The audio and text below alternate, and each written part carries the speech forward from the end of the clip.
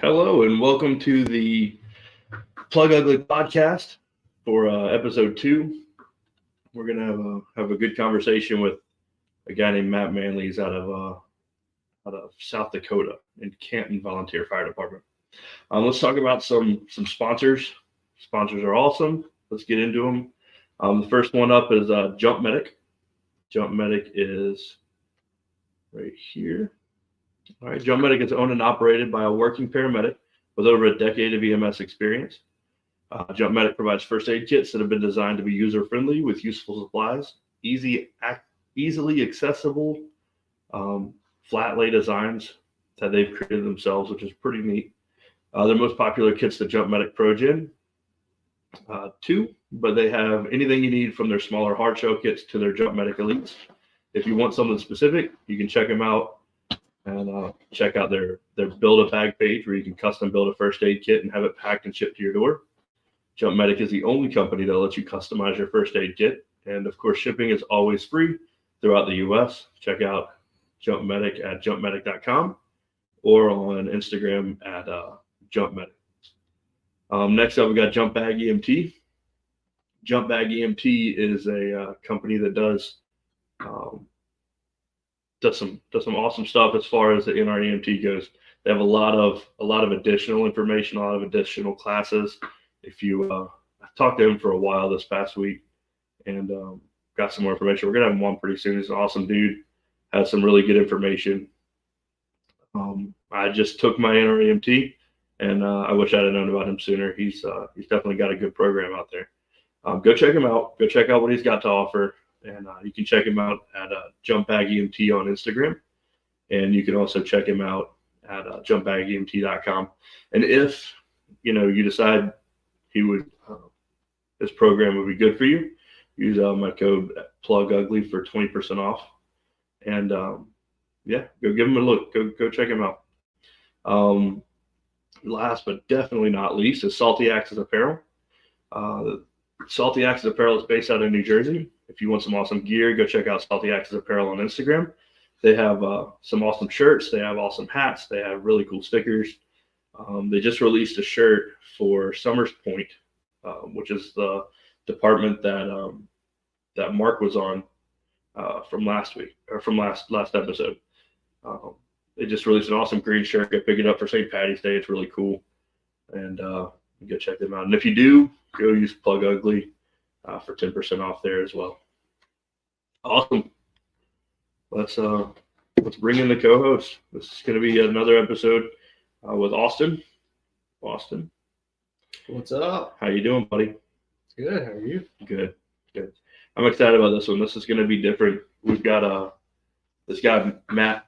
He's on a very rural department, which is really neat. They do things a lot differently than we do around here. We're in Virginia, and we're in kind of a more urban setting. And where Matt's coming from, it's very rural, and they might be waiting 30 minutes, 45 minutes for their next engine crew to come in and give them some backup. And they do a lot of things differently, and they have to kind of work around those things. So that's something we're going to talk about today. It's pretty neat. So, with that being said, you got anything to add? You ready for me to bring him in? You're ready to rock. Let's do it. All right. Matt, welcome to the show. Thank you. knock this off. How you doing, buddy? I'm above average today. About yourself? Oh, blessed. Good. Blessed and ready to rock. Awesome. So, we'll give you a quick introduction. You are from Canton, South Dakota. Yep. Right. You are on Canton Volunteer Fire Department. You've been with them since 2020. Yep. And you don't do EMS, just Correct. fire, which is awesome. And you have a full-time job as a mental health and addiction therapist, right? Yep. That's pretty cool. That's sick. Yeah, a lot of fun. That qualifies you to talk about some mental health stuff. That's fun. We're going to talk mostly about fire stuff today. And if we can get into some of the mental health stuff, that'd be great. If not, we'll definitely be having you back on for another episode about mental health. Sounds good, man. Let's do it. Heck yeah. So give us a little background about yourself. So, yeah, real quick. Grew up in Wisconsin. That's where I'm originally from. My family originally before that was from South Dakota. So this has always kind of been a second home for me anyway. So after college, grad school, stuff like that, I came out here, ended up getting a job, internship, and then a job at Keystone Treatment Center, which I'm still with now. Really like it there. And I ended up meeting my wife there. She was staff, not client, but kind of got to know her that way. And kind of one of those things where I decided, well, I better stick around. So stayed here in South Dakota, and we moved down from Sioux Falls to Canton, be a little bit closer to where I work. And then we kind of wanted that smaller town community. It just felt like a good place to be. And love Canton, and didn't take too long for me to get involved in the fire department. Cool. Got kids? Yep. So we've got one daughter. She's closing in on 2 years old at the end of April. And she has all of the personality. For better or for worse, she has all of the personality. At 2, it's really neat. At 2, they start really showing out their personality. So that's cool. Yeah. Yep. Awesome. So let's jump into Canton a little bit. Okay. Let's talk about your fire career and how you got started. Yeah. So actually, my fire career started 4 years ago today. Facebook reminded me of that one. Awesome. So 4 years ago today, apparently it was a Monday, so we got it voted on. There was 5 of us at the time. We got all voted on together, joining the Canton Fire Department. I think we had maybe 28, I want to say, with the 5 of us on there. And it was kind of that quick introduction. I mean, really that trial by fire. About 2 days after we got on, had a midnight call, just a CO investigation, but had a good turnout for that. And about a few more days after that, then we actually got the first fire. It was a huge bale fire over in Inwood, Iowa, so just across the border there. That was a big one. And me and a couple buddies were actually talking about that one yesterday. How it was really that trial by fire where we get there, myself and one of the other guys that got voted in on, we show up and they say, okay, we want you to take that hose, go over there, watch out for the Bobcat as that comes through. Don't get hit by that. And then as it comes to drops bales, soak the bales. We're like, okay, anything else? They're like, no, we're going to go over here. So you got just two rookies on the hose, trying not to get hit by the Bobcat as it flies around, just trying to get everything soaked the best we can. For sure. That's funny. That's pretty neat though. Like you guys have bale fires to worry about. We don't. Oh yeah. We don't worry about them. Yeah, fair. So by bale fire, you mean like a big round bale? Yeah, one of those big ones. Yeah, it's just this huge monstrosity, and if they get put away wet or something like that after a period of time, especially if it's baking in the hot sun, it can self-ignite, and that causes a ton of problems. And this bale fire it was a huge barn, just packed. I mean, probably at least a good 100 feet or so. I mean, just packed in there. So we had the deck gun set over here. We had a bunch of hose lines going. They were trying to clear out the back over here, and that was a long day. That's what's up. That's awesome. Yeah. So, what was it like for you joining a department with no experience? Let's talk about that a little bit. You had no clue. You'd never been on a fire department before, right? Right. So it was. Do you have any family in the fire service? Yeah. So I mean, it was definitely weird. So I had a coworker actually who, like at Keystone, where he had kind of approached me. He was on the fire department. He approached me about doing that, and my first response was, "Oh yeah, that's a thing." Because where I grew up, we had two stations in a full time department, so you just kind of become accustomed to it. And living in Sioux Falls, obviously, that's full time fire. That's a big city. So Sure. come down here, he kind of asked about it. I was like, "That's a good idea. Well, let me go home and talk to my wife," and just kind of thought about it a little bit. So my cousin-in-law, he was full time fire for, I want to say, about, it was either 8 or 10 years, over in Eau Claire, Wisconsin. Okay. And then the person who, she's kind of basically my sister. We just call each other brother sister. We kind of grew up together. She's volunteer fire over in New Hampton, Iowa. Okay. So another even smaller town. So kind of talked to both of them as well. They're like, "Hey, go for it. You provide a necessary service.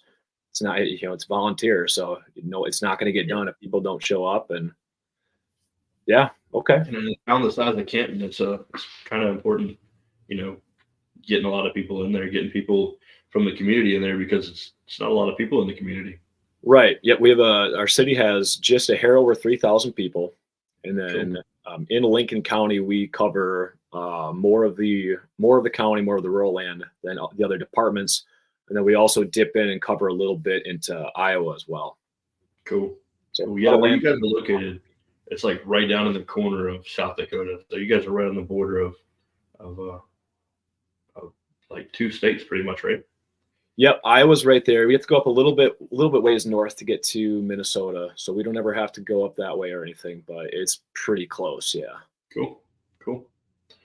Awesome sauce. So certified in 2002. That's something we talked about the other day. Was you guys seem to have very far apart fire academies? Yeah, it seems like it's once every 2 years.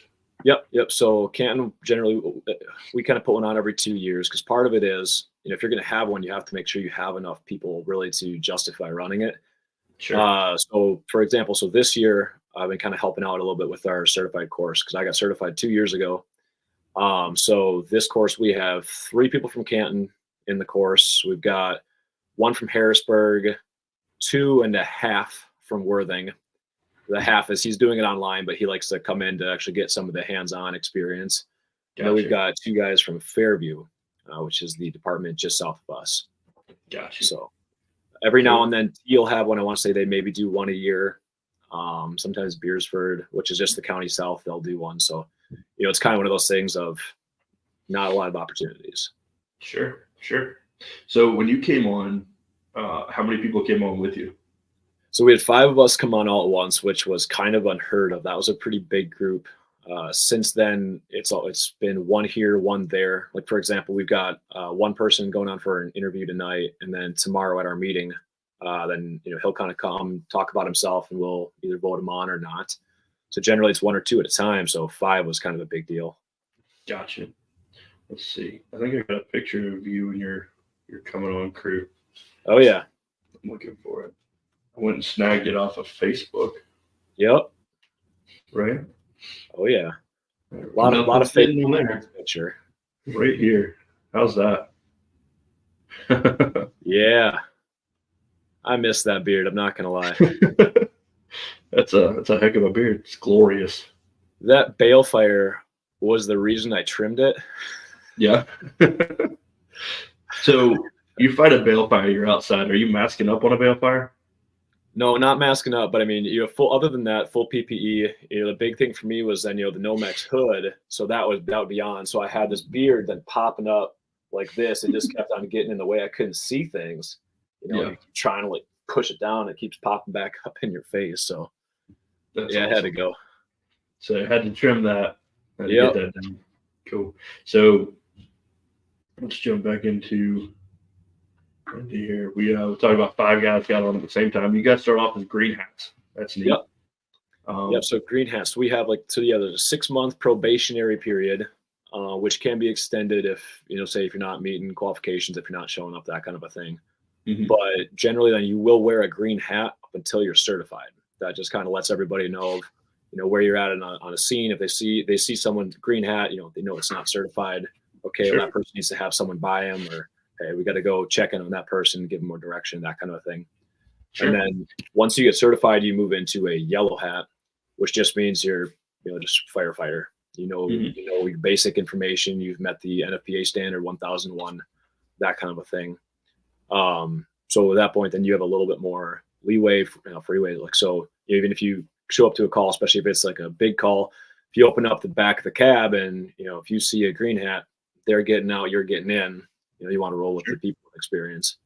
Sure. And then at some point, if you want, you can, if you want to pursue it, you can get voted into a white hat position. So chief, assistant chief, second assistant. Gotcha. Do you have any other rank structure in your department? Captains? No. So we have those top 3 for the fire scene officers. And then we have a safety officer, which is F4. That's appointed by the chief. So my buddy Dan is F4 right now.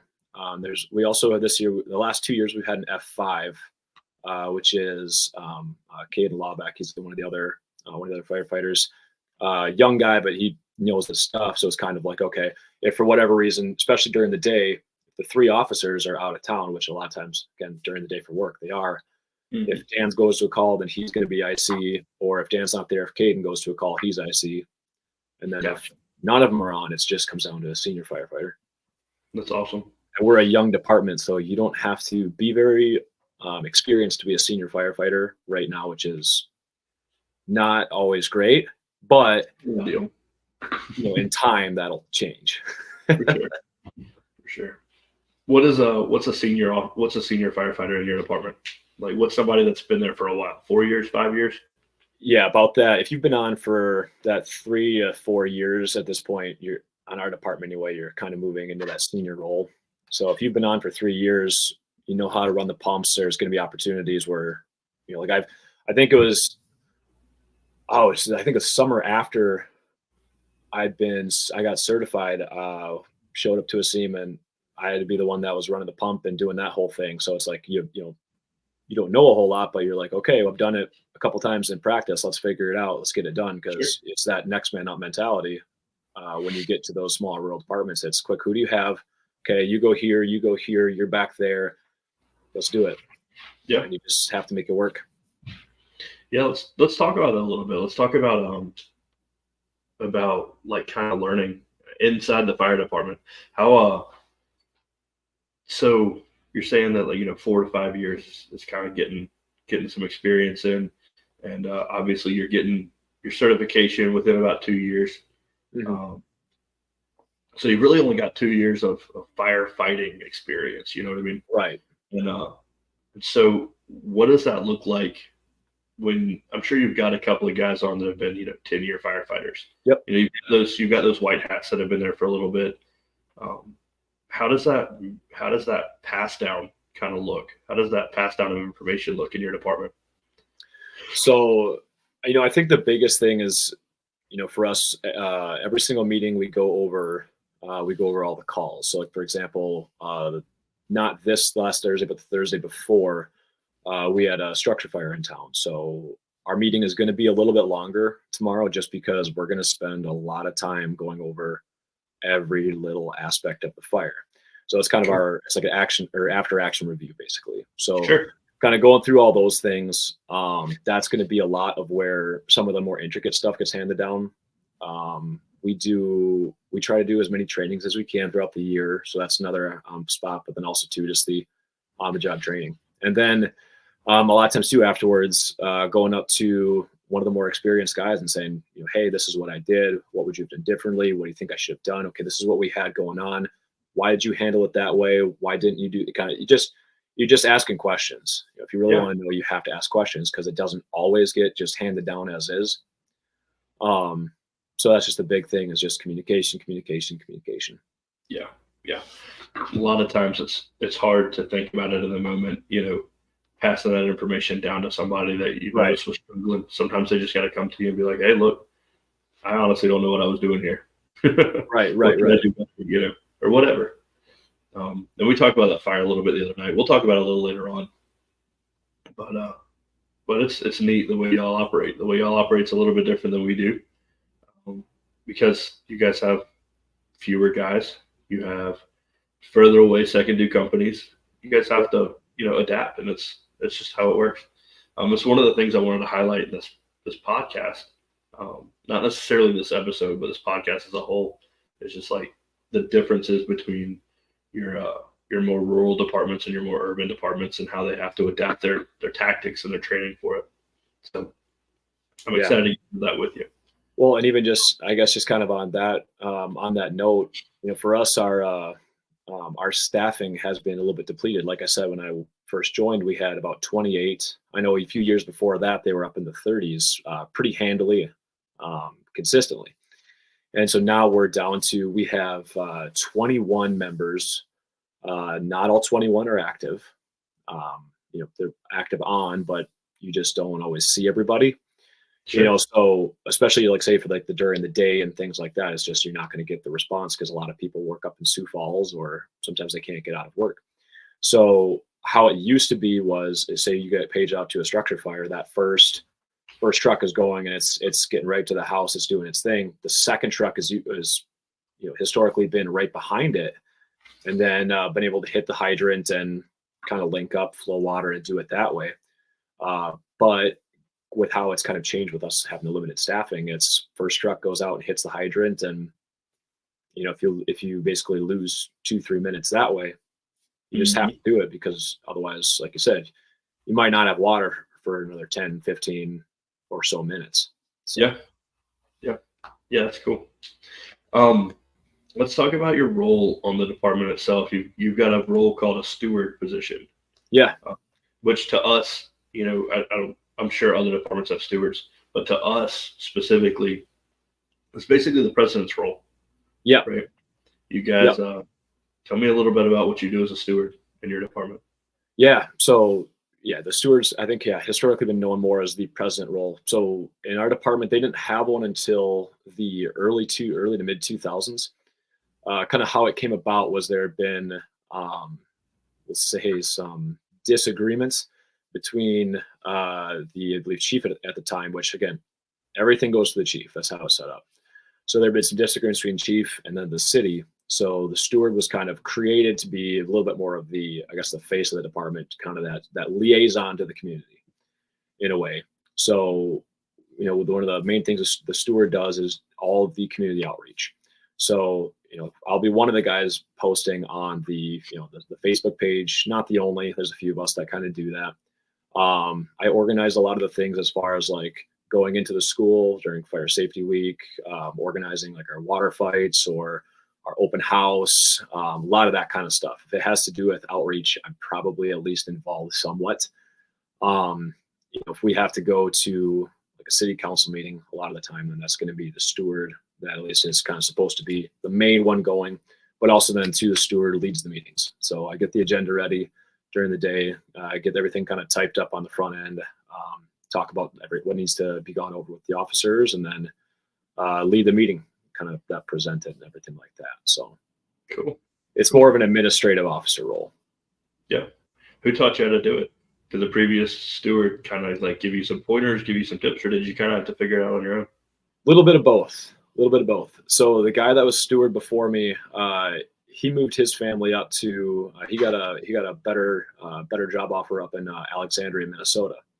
Okay. So he left for that in October. They chose to kind of keep it vacant for the next couple months. And then, the first meeting in January, we had our yearly meeting where we do the voting and stuff like that. And then I would just call him or text him every so often, just kind of, hey, this is what I got going on. What do you think? Or, hey, do you have the number for this, the email for this person? Hey, what are some of the things I got to do? And then other than that, it's just trial by error. So that first year, a lot of the time was, hey, Matt, have you contacted this person? Was I supposed to? Yeah, that had to be done last week. Nice. Oh, okay.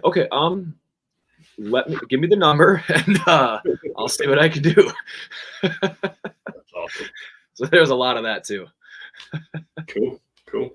All right, so let's talk about Canton a little bit. Let's talk about so you guys have one station, right? Yep. All right. What county are you guys a part of? Do you guys operate as a county? Yeah, so we're a part of Lincoln County. Lincoln County has, a decent amount of departments. So Sioux Falls, which is the big city, it's about 200,000. That's up on the north end of Lincoln County, and then it's mostly into Minnehaha, but it does dip down into Lincoln. And then we have some of the suburbs like T and Harrisburg. You get a little bit farther south, you've got Worthing. They're more in the middle. It's like a small town, like 900. They're right in the middle of the county. You've got Canton, which is also the county seat. That's kind of right next to the Iowa border. They're over on that east side. Lenox, which is kind of way over on the west side, and you got Fairview a little bit south of us. And then there's some of the other departments like Beersford or Centerville, or a few of the ones that also kind of have a little bit of the outside edge, even though their city is not in Lincoln County proper. Gotcha. So how many secondary departments do you guys have? We were going over it the other night. It looked like it was about 4, right? Yep. So Worthing, anytime we have something going on in Canton or a lot of the rural area, Worthing is pretty much always going to get called. Harrisburg gets called quite often. We like them because they've got the ladder truck. Lenox, they respond, and then sometimes even over in Inwood, Iowa. Also, Fairview sometimes will come up. I know that there's been, especially if we're out in the rural area, when we might call like Alcester or Hudson or one of those other towns to the south as well. Sure. So a lot of options. But what's the closest? What's Worthing. The closest department? Worthing? Worthing is, I'd say, the closest. Inwood over in Iowa, they would be kind of right behind that. And then Harrisburg would be that third department. They'd be able to get there fairly quick. So let's talk about that a little bit. Let's talk about so if you guys got punched out for a structure fire, right? Yep. And you guys are sitting in the house and Worthing is sitting in the house and they're ready to rock. How long of a drive is it from Worthing to Canton? From Worthing to Canton, it's probably going to be about that 12-minute range. And here, 1 second, I gotta plug this in quick. Yeah, you're good. Earlier, thanks. Didn't want it to die. So yeah, Worthing will probably be able to like that 10 to 12 minutes. It's relatively close, which is nice. Inwood would maybe just be maybe a couple minutes back. The only reason that they might get slowed down is between here and Worthing, there's a few windy roads, so it's you don't want to take an engine through there too quick, or a tanker. That would be a bad day. And then Harrisburg probably has about another 4 to 5 minutes on Worthing. Okay. Their department is way on the southeast side of Harrisburg, which is great because then that's closest to us, so they can get out of there pretty quick. Come right down 115 and then over, right down 111 actually, sorry, and then over. They're right there. So your first bit of help that's coming to you is at least 12 minutes away. Yeah. Yep. Right. Plus, again, once they get paged out, they still all have to leave home, leave work, go to the station, get dressed, and get rolling just like us. So Yep. Yeah.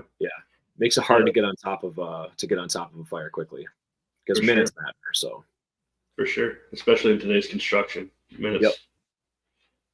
So that's neat. So you guys are kind of have like a little bit of a rural urban interface. In town, you've got some hydrant coverage. You got some residential and commercial in your town, and then you've also got a big rural area too, right? Yeah. Very large. It's pretty vast. So you guys operate a tanker task force. Right? Yep. So we've got three engines or pumpers. 2 of them are owned by city. 1 of them is owned by the rural committee, which is basically 3 townships that kind of came together to make the rural association, Canton Rural. Yep. And then we have 2 tankers, obviously owned by rural because we don't really need them in town. One of them, so tanker 1, 1,800 gallons. Tanker 2, brand new. It is gorgeous. It is a force, 3,000 gallons of water, which is interesting to drive because that's a lot of weight. So you really gotta kind of know a little bit about what you're doing there. And then we have 2 grass rigs, which are basically the brush trucks. One of them's a quick attack. That's our grass rig 2. That's just a kind of an extended cab that's been converted to hold a little bit extra stuff, 200-gallon tank in there. And then grass rig 1, that was originally designed, I believe, type 6. Don't quote me on that because I've been told 100 times, but if I don't use it, I lose it. Mm-hmm.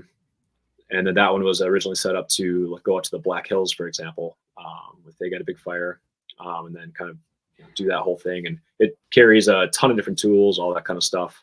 Again, 200-gallon tank. So yeah. Let's talk about it a little bit too. That's neat. You guys have brush trucks, which Yep. are called grass rigs, which Yep. I love that. That's cool. Is that like a Midwestern thing? Does everybody out there call them grass rigs? I think it's a little bit different department to department, just kind of maybe however it first got called. Because I know, especially if you go like West River, which South Dakota term, if you're on the east side of the state, you're East River. If you're on the west side of the state, you're West River. Because the big river goes right through the middle of the state. So I know out there it's definitely more a brush truck where, again, I think there's probably a lot of people do still call them brush trucks over here on the east side, but it's probably also a little more of the grass rig. Heck yeah. No, I like it. That's cool. So 7 pieces of apparatus and station, right? Yep. And we also have, I guess we do have a big trailer though, that we have a little Ranger in there. A little Ranger to drive around as well. Can get into a few extra spots at the trucks camp. That's got a 100-gallon tank and a power washer to spray. Heck yeah. That's really fun. I'm not gonna lie. Are you using like a pressure washer? Are you using a pressure washer to fight fire with? Yeah. Hey, if you get that little pencil, it's amazing though the amount of fire you can put down with just a little pencil. It's awesome. That's pretty cool. Hey, if y'all ever need a little bit of fundraising, you got a pressure washer company. Exactly. Hey, that's a good idea. Hey. I'm gonna write that one down. That's a good idea. Oh, that's good. Little PR. Community outreach. Yeah. Well, hey, small department, man. We could always use a good fundraiser. That'd be fun too. Oh yeah. Get everybody out there and turn out gear pressure washing old ladies' driveways. I like it. That's good. Right? So what does it look like? So describe to me what your order of response looks like. So what truck's going out first? I mean, you guys don't have an aerial device, right? Correct. So if you guys get punched out for a first due structure fire, what are y'all taking first? And what are y'all taking second? Stuff like that. Are you taking just pumpers? Yeah. So if it's say it's in town, the first truck to go out is going to be pumper 1. And right now that's the oldest one that we have, the oldest engine. That one is, I believe, 22 years old now. And then we do have a new one coming in July or August, I believe. I'm really excited for that one. It's a nice new Alexis. I can't wait to do truck checks on that thing. I'm going to take her for a spin. It's going to be beautiful. So pumper 1's always going to be the first one out if it's in town, and then pumper 3, because pumper 3 is the other city truck. So that's always going to be the second one out.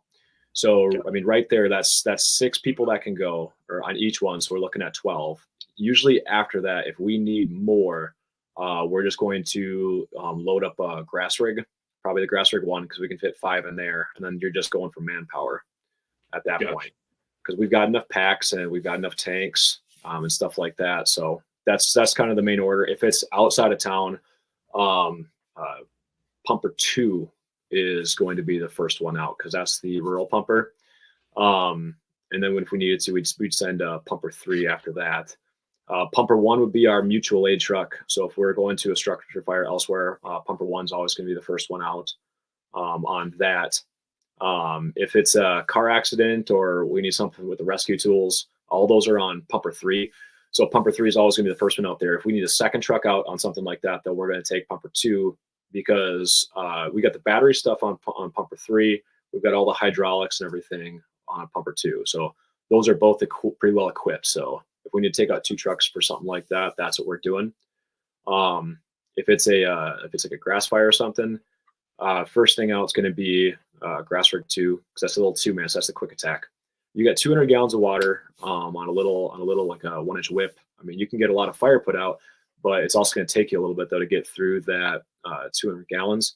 And the hope is too, by that point, one of the tankers is already there, or at least almost there, so that way you can fill right up, and then grass rig 2. So sure, you never want to empty the barn. You always want to keep something there, because God forbid you get a second call while you're already on the first, because that does happen. Oh yeah. That does happen. You will go 3 weeks without a call, and you'll have 2 of them at the same time. Yep. So it's just how it goes. And you're already short enough on manpower. Exactly. Yep. That's awesome. So riding assignments. You guys operate riding assignments? Yes and no. So a lot of it kind of depends on what you're okay with, what you're comfortable with, what you're interested in, and what you're good at. So there are certain people that they don't want to drive. They do not want to drive, and that's fair. That's fine. So they're either going to be in that captain spot, that officer spot, or they'll be in back, one of the two. There's a few people. I know my buddy Dan, Evan, myself in a pinch. We can do the pump ops and stuff. So that's the driver spot. That's kind of where you're at. So as long as you know how to do that, that's where you're going. Otherwise, usually it's one of the more senior people is going to try to be in that captain spot, which would be the passenger seat, because that's you're in charge of communicating with dispatch, doing directions, getting them there, figuring out which hydrant to tag, the exact direction you need to go, so you can hit that hydrant going in, or even just kind of playing lookout too. Sometimes if you're on going out for a grass fire, it might get called in roughly around this address, but that's you still have to be able to help look for it and stuff like that. And then Sure. The grunts going back. So there's a couple we have a couple guys that are absolutely truckies at heart. You always want them in the back because they're going to have a good time. And I kind of like riding them back too, then, because again, you get to pack up and go do your thing. That's kind of the fun part. Yeah. I'm definitely not a driver. I hate the idea of driving. I don't want to drive. I have no desire to drive. I have no desire to be stuck at a pump. Yeah, I'm with you. That's my last choice. But if I have to, I'll do it. Yep. But if I don't have to, I'm not doing it. Yeah, I don't have any desire to drive, and we've got enough officers at our department to not have to ride the seat. I can ride back step and be just fine. Yeah, there you go. There you go. So you guys operate on how many members? So 21 members. I'd say anywhere between maybe 12 and 14 are going to show up and be really active. Right now, actually, I think as far as percentage-wise, we have a pretty high percentage of people that are fairly active, which is really nice. So if a call goes out, especially if it's on like a weekend or something like that, we're probably going to get somewhere between like 8 and 14 people. During the daytime is when the staffing really kind of hurts during those weekdays, because not everyone can leave work to go to the fire. A lot of us can, not all of us. Like myself, my employer has been really good about it. As long as I'm not leading a group or leading a lecture, as long as I'm not on a one-on-one or something like that, I can pretty much go and do my thing. You just kind of got to let someone know or whatever. But I've got a lot of flexibility. Not everyone has that. And a lot of people do work up in Sioux Falls. So obviously if you're up in Sioux Falls, man, you're a half hour away. And a lot of those, their employers aren't going to let them go anyway. So it's kind of one of those things of, okay, we might have 2 people that are going to run the truck for this, and you just hope that it turns out to just be a CO investigation and that nothing else happens, because you got 2 people. Yep. Y'all run. So obviously your daytime's lighter. Oh, everybody's like that. On a volunteer department, you've got light daytimes during the week, and you got plenty on Friday night, but daytime during the week, that's when it's important. You catch a job first thing Wednesday morning as soon as everybody's getting to work. And even big departments, like we have a fairly good sized department. Even big departments, I mean, you're lucky to get a truck out. You're lucky to get your second truck out, So I get that. It makes a difference. And it's kind of those things where it's unfortunate, but it is what it is. And again, you just kind of have to have that next man up mentality of, okay, what do we have? How are we going to get it done? Sure. So call volume? You guys are said about 80 to 100 a year. Yep, 80 to 100. Last year we had 79. The year before we had 104. So Okay. it's kind of right in that range. That's usually where we fall. So it's Sure. not terrible. I mean, again, there might be 2 weeks, 3 weeks where you might go without a call, but I know we've had days where we got, no joke, 6 calls in about 8 hours. Yeah. Oh yeah. That's the way it goes. You get a month without a call, and then all of a sudden you have a month where you're slammed, and yeah. Yep. That's how it goes. Yep. What are the majority of y'all's calls? What do they look like? Lately, a lot of them have been disregard, which is kind of nice. A lot of them have been like a CO investigation. We've had a few gas leaks. Like I said, 2 weeks ago, we had a structure fire here in town. A lot of times we do get a decent amount of the mutual aids. And then in the summer, it just kind of depends. Like with this summer so far already being, it's hot already, it's dry, and it's mid-March. So Nice. I have a bad feeling that we're going to be a little bit busy out in the country. I'm really hoping that I'm wrong, but we'll see. Yeah. Yeah, it's one of those things where as firefighters, we want to go do our thing. We want to go play with fire.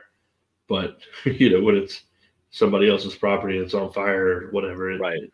You're not supposed to wish for it. But Exactly. I get that. And like some of those grass fires, like, yeah, it's the kind of those weird little that cognitive dissonance of like, man, I really want to call, but I also really want everyone to be safe and for no one to get hurt. But I really want that call. But if everyone could just be fine, that'd be awesome. If someone's house is going to burn down, let it be while I'm not stuck at work. Yeah. I would like to go to a structure fire in an abandoned home that nobody really owes or pays taxes on. That'd be awesome. I would love that. That's funny. Yeah, the only downside those are you really don't go inside though, because they're like, you don't know what inside looks like. Mm-hmm. Yep, you never know, and sometimes you don't want to. Yep, absolutely.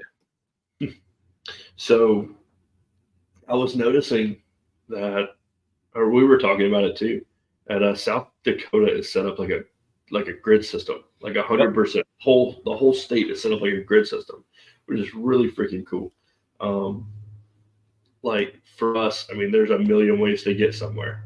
You know what I mean? There's roads that cut roads off. There's roads that stop. There's roads that go around stuff. Everything's all kind of like jumbled up because we're all hilly. Yep. But you guys, looking at a map of South Dakota, it's all straight lines. I mean, it's like, turn left here, and that'll take you straight to that city. You know what I mean? So that's neat. Do you all have a lot of that's got to cut down on the car wrecks and stuff like that? Do you guys have a lot of those? You guys run a lot of them?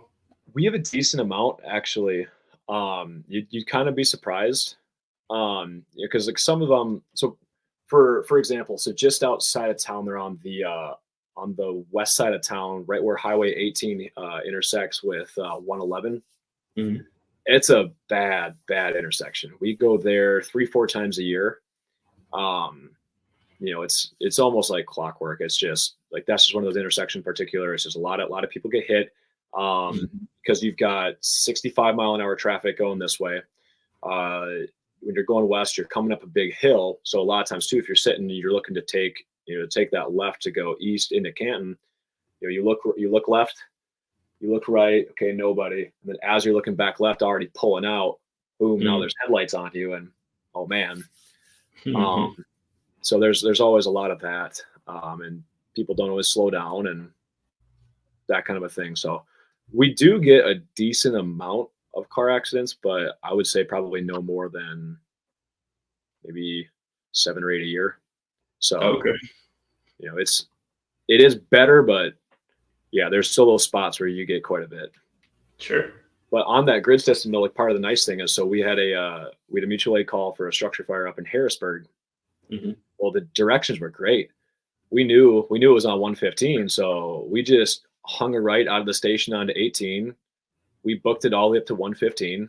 Then we hung a left, and we just got there eventually. That's pretty cool. So two rights, and we were there. That's pretty cool. Nice. That's pretty cool.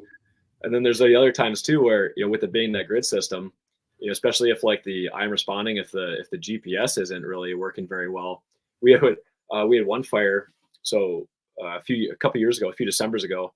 And so we knew we had to go north. So North Dakota, we just take that left out of the station. We're going up that, and we're kind of like all on our phones trying to get this thing to show us where it is. And because the page had come out, this control burn out of control, starting to get towards the trees, the implements, and the tires. So as soon as we're just getting to the north side of Canton, we come up on this ridge. You look up and you just go, turn the GPS off. It's in the tires. I mean, we're going to that house right over there. It's like 3 miles away, and you're like, I know exactly how to get there. Done. Yep, that's pretty neat. Thank you. Let's talk about special pieces. Y'all, you said Harrisburg, right? Harrisburg. Yep. Has the ladder company coming? Yeah. How do they operate? Do they operate as a ladder company? Do they do search and overhaul? And do y'all ever worry about cutting roofs out there? How does that work? Tell me what the ladder company does. All right. So so for me, like, I don't know exactly what they are willing to do or planning on doing with their ladder when they're in town, because that's going to be a different scenario than what it's going to be on a mutual aid. Mm-hmm. So like, for example, like how like they usually work with us is when we get paged out, we go. So like, for example, a couple of years ago, there was a structure fire right out there on North Dakota. On the north side of Canton. So you pull so your first truck, you just pull up a little bit farther. The second truck, you lead back a little. We know that the ladder's coming. We know that's the first truck that they're going to have out. So we just leave a nice little lane so they can come up right to the middle. And then we have the ladder. We have their the gigantic hose that comes with it, and all of the water pressure just right there in center. Mm-hmm. So for us, it's just kind of one of those. It's nice having them because they can do a lot of extra work for us. We're generally not going to pick it up on a roof because, again, with the volunteer department out here, how it's set up is by the time someone calls in a fire, especially if the homeowners aren't there, which oftentimes seems how it is, if it's called in by a passerby, by the time smoke's already exiting the building, do you really want to be up on a roof that way already? Now, sure. We all have to leave work or leave home, drive to the fire station still, get dressed, get the trucks going, hop on, and then go up. So even though it's maybe, say, 5-6 blocks away, our response is still going to be 6, 7, 8, maybe 9 minutes, depending on, a whole slew of variables.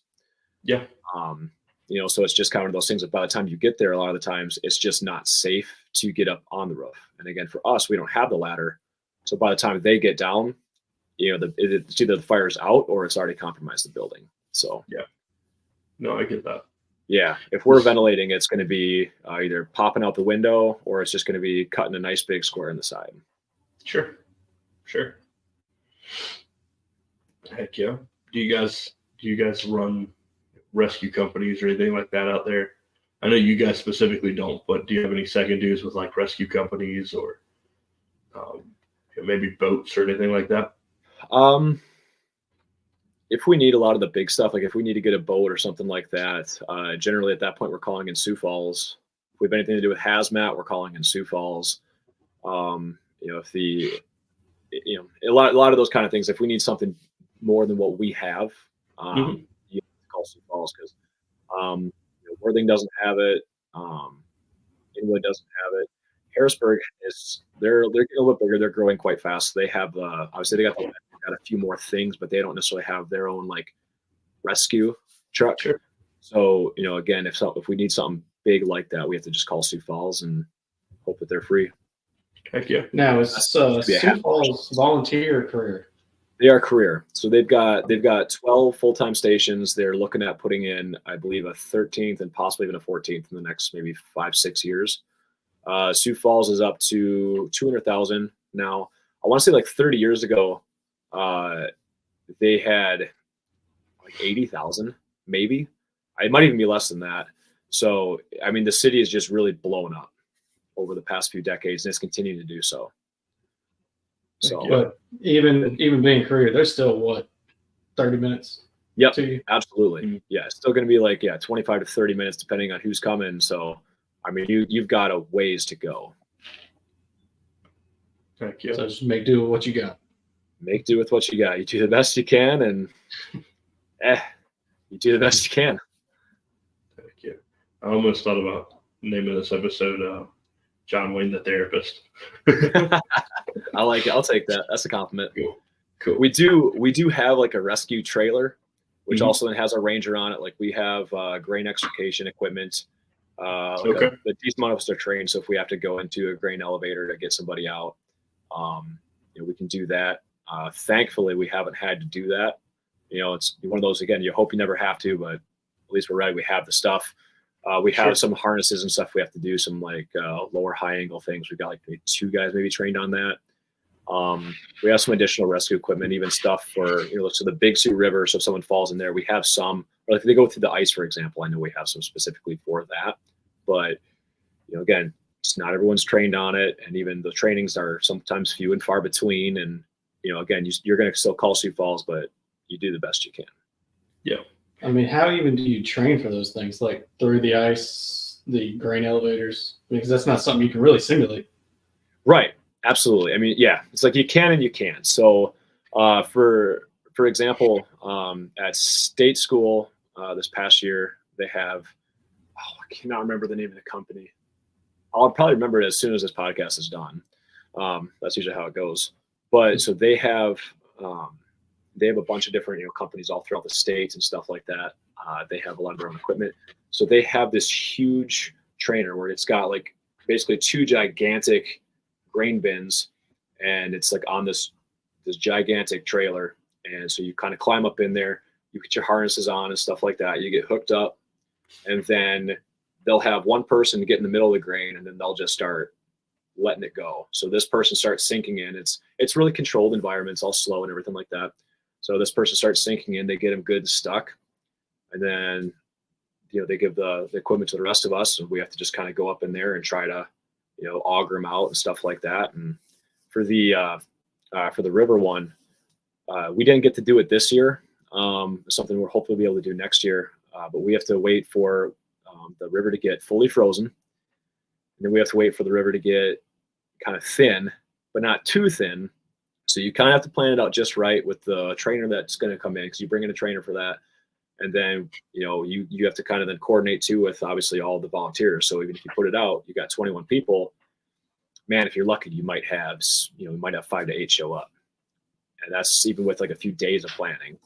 But then after that, yeah, it's all right, put the suit on. We're going to show you how to get out on the ice. We're going to pretend like this person went through, and we're going to go rescue them. And that one's a little bit tougher because there's a lot more variables with that, but still got to try it. Sure. Yeah. Sure. Still got to turn on it either way. Yep. Heck yeah. How about let's talk about excuse me, sorry. Let's talk about like health, hygiene, and fitness. In the fire department, do you guys have fitness standards? Any like, I know we talked about facial hair a little bit. You guys don't have a policy on that, right? Thank God. So we talked about it a little bit, and you're saying you can still get a good seal with a beard? I can't believe Well, you can, if it's a little shorter than this, you can get a decent seal. You're not gonna, I mean, as much as I would love to just tell you right to your face that you can get an amazing seal, I would definitely be lying a little.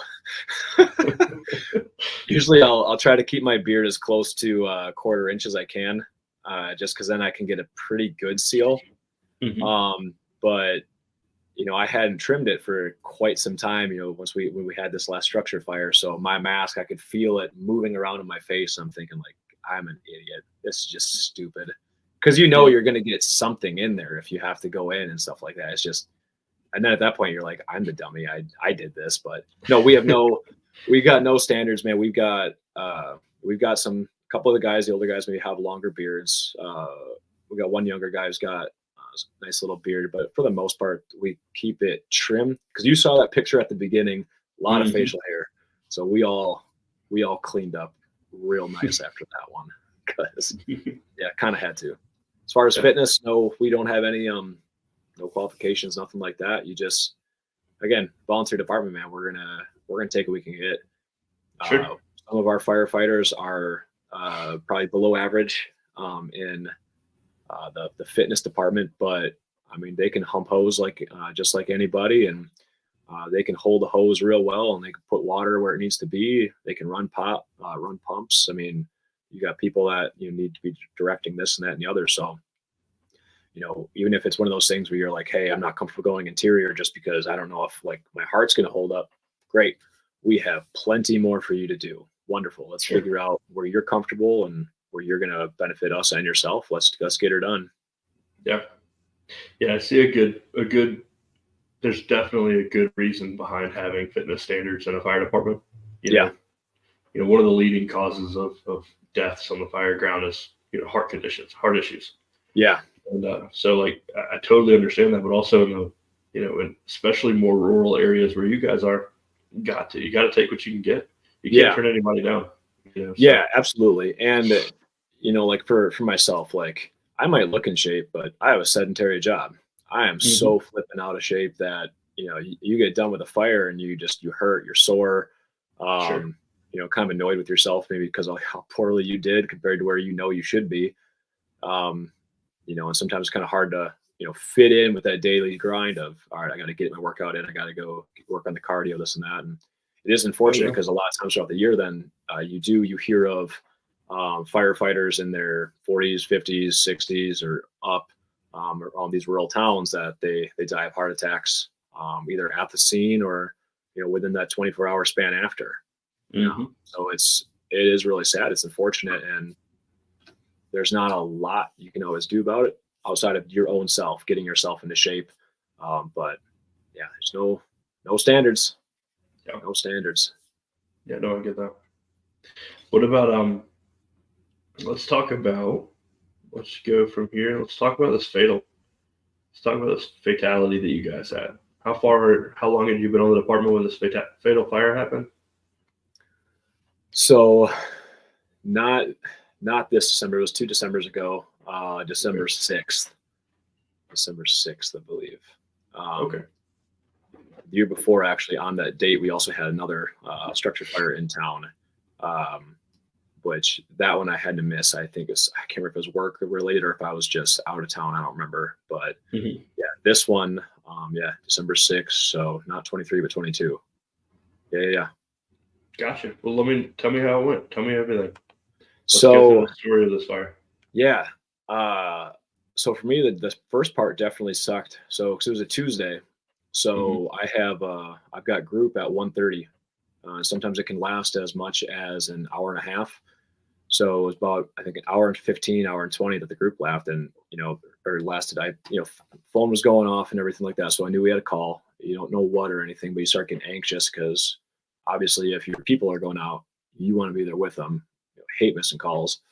And then, you start hearing sirens and more sirens and more sirens. And you're thinking like, okay, that's, there's a lot going on there. So, you kind of figure you're hoping it's just a big grass fire or something like that. But the sirens definitely stopped before they got out of town. So you start getting a little bit nervous. And then, so got out of group, had a couple of other employees say, hey, aren't you supposed to be on that call?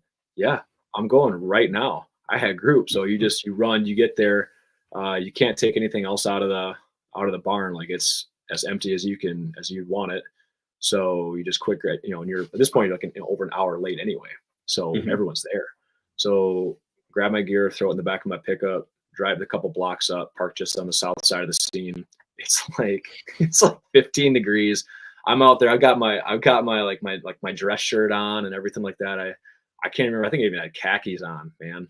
And so I'm like just out there taking off my dress shoes, throwing those in the back, putting on the gear.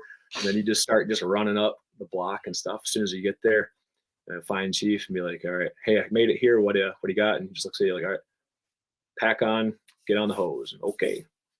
Sure. So you go and it was real shortly after that I kind of, that he kind of found out too. Okay. So the report is that there's someone in there and you're just like, oh shoot. Because, there's at that point it's fire's long since self-ventilated. If someone is in there, it ain't going to be good. It's going to be a recovery. So you're just kind of on the hose. You start saying in mind like the prayers, like, all right, like let's let this be a false report, let them be wrong. Maybe this person got out, or maybe they were just never there. So, you just kind of start hoping and praying, and you start convincing yourself of that. So then as this thing kind of gets down, then you kind of get the hush over everything, because, okay, well, we know we're getting the team sent in, and none of the Canton guys went in actually on this one. Harrisburg guys went in. That was a decision by the officers, which, I mean, realistically, it made sense, because Harrisburg, obviously being a bigger city right there next to Sioux Falls, I mean, these guys have so much more experience.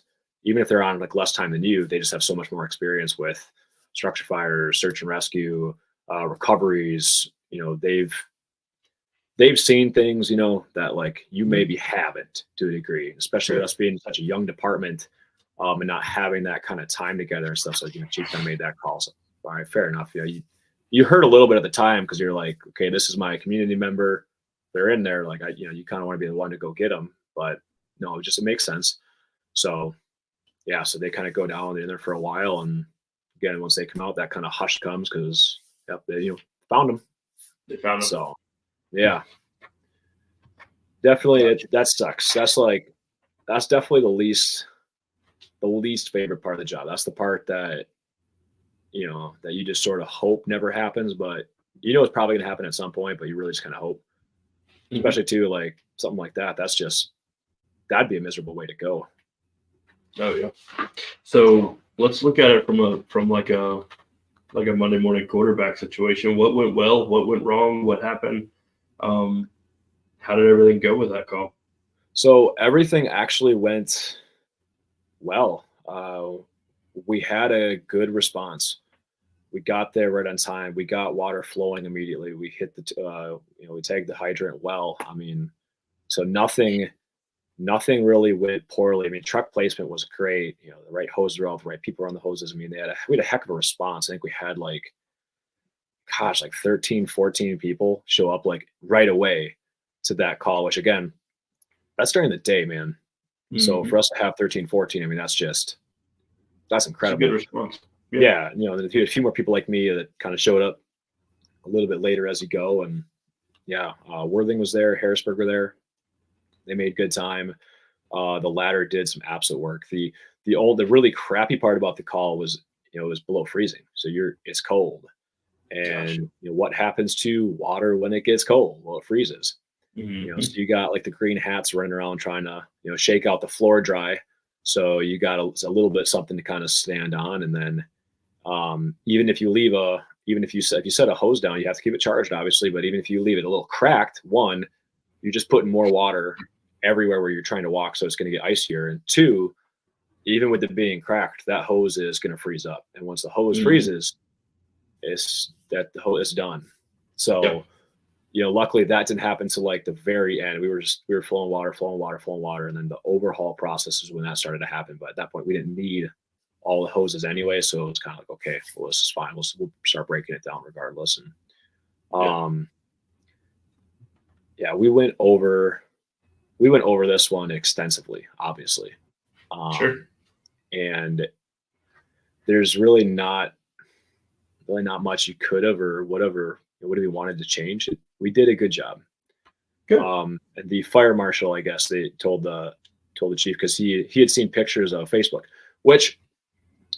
Facebook. I was throwing this out there. Austin probably already kind of knows where I'm going this one. I saw him laugh, so I'm like, all right, he knows what's up. If you have time, if you're driving by a fire, if you have time to post on Facebook, if you have time to throw out this, that, everything else, call it in. For sure. Call it in. Because when that fire got called in, when it got paged out, I mean, it was already flames. You could see flames outside. Like, it was self-ventilating by the time it got called in.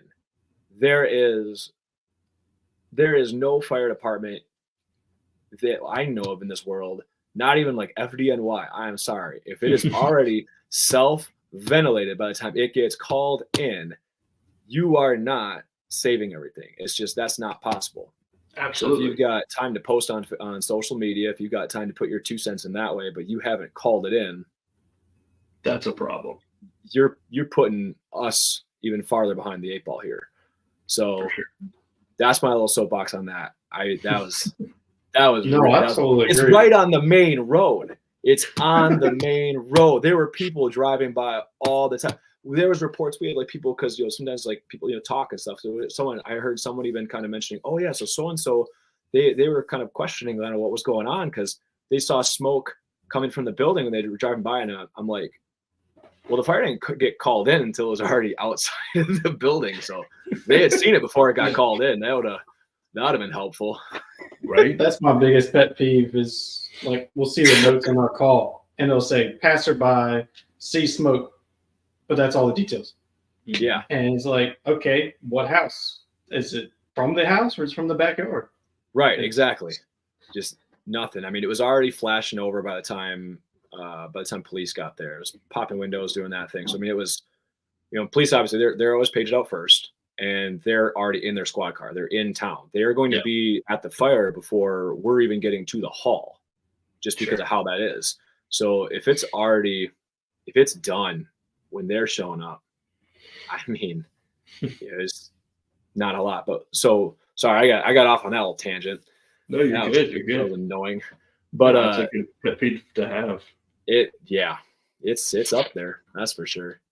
For sure. But like the next day though, fire marshal. So it's the next day. So fire marshal or chief had called him and said, hey, it's time to come down. You got to look at this thing. He's like, all right, well, he's like, shouldn't be too long. We'll just go look at the basement. And chief goes, no, we have a structure for you. He goes, what? Chief goes, no, we have a structure for you to look at. We have the building. It's standing. Both stories is standing. And the fire marshal goes like, I saw pictures on social media. There's no way. He's like, there was no trucks in front of it when that thing was engulfed. There's no way you saved the structure. Like, we saved the structure. You have two floors you can come through and look at. So awesome. he had a big compliment for us on that, which we were all proud of. We're all very happy. That's good. Yeah, Harrisburg was great. Worthing was great. So yeah, anytime you can roll up to a self-ventilated structure and you've still got a decent amount of structure still standing, that's good. Yeah. Especially when you guys are, 10 minutes and you have big response times. That's good. So we felt good about that. Like we did everything. I mean, like when you showed up, you couldn't send anyone inside. It was too hot. It was too late. So gotcha. Just how did you guys respond to it as a department? How did it get handled? Did you guys do an after action and you have a critical debrief, anything like that? Yeah, we did the critical debriefing about 3 days later, which that was good. They've got some resources in the state, so one of their teams kind of came in. So one of the guys he's EMS in town, so we know him. Pretty much everyone else was actually up on the Hartford Fire Department, way up in Minnehaha. So, but so they kind of came in, and obviously we encouraged all of our people that were there to go. We called Worthing, called Harrisburg, invited them, kind of encouraged them to come too. And we did. We actually had a few come down, and Harrisburg especially. So they had that one, and then a couple days later they had a car versus train. So they needed it, dude. They were really getting hit there for a couple weeks. That sucked. Yeah. So I know that it was good for our guys to go to kind of talk about it, debrief a little bit. We had one young guy. This was kind of like his first. So this was his very first, fatality just in general. And, he was just kind of nervous about it. I know his dad was just kind of a wreck about him, because he could just kind of see him just not quite himself for those couple days after and stuff. And I think, after the debriefing, that critical debriefing, he was doing a lot better, and, he's been good since then. But it's been, it was needed, I think, for us to get together, look at each other, kind of support the brother or sister next to you. And then, let's talk, let's get her done. Sure. Yeah. When I first got in, we didn't have a whole lot. I mean, I'm sure if we needed to talk to somebody, we could have. Yeah. But, we didn't really have a lot when I first got on the department. And then I don't know how many fatalities do you guys deal with a year? Like Less than one. Less than one. So since I've been on, so 4 years today, we've had three. There's three total. I made 2 of those calls. Yeah. Gotcha. The one I didn't make too, I feel really, I still kind of feel bad. I'm better with it now, but I felt bad at the time for not making it. I had to work and stuff, and just for how it was, I couldn't go. But that one ended up being a really horrible one. It was a car versus school bus right away in the morning, and one little girl passed away. And I felt, and it was, the worst part about it then too is like, so one of my best friends was the one who kind of had to, remove her from the vehicle and things like that, which, again, it's like volunteer service. So you come into this thing, you're not getting paid for it. It's just like you come in, not necessarily, like, it's not in your forefront that you might have to do something like that. It's just not. It's not necessarily always in the job description. It is, but it isn't. Especially in like a low call volume place. And so for him, that little girl was about the same age as his. Yeah. So like the transference that just kind of comes from that. So I know he was struggling for a hot minute there, which, hey, who wouldn't? Absolutely. My biggest guilt with that was I didn't have kids at the time. I was still kind of callous. Like my daughter has softened me up more than I would like to admit. But at the time I was still kind of callous. I could compartmentalize well, so I was just like, man, like that should have been me. That should have been me. That should have been me. Because I don't want him to have to go through it. For sure. My first fatality was a little kid that was the same age as my little sister at the time. So I get that, and that it really stands out when you can associate it with something personal like that. You know what I mean? Yeah, so, that makes it worse. And I say too, it's like, oh well, I won't change when I have kids. Brother, let me tell you, as soon as you kind of have that, or you have like that little sibling connection too, it's just like your brain changes, your perspective, and it's just like it's stuff like that hits different. Oh yeah, so, kids make you weak. Yeah, it's weird. I don't like it. I mean, I do, but I don't like it. Yeah, no.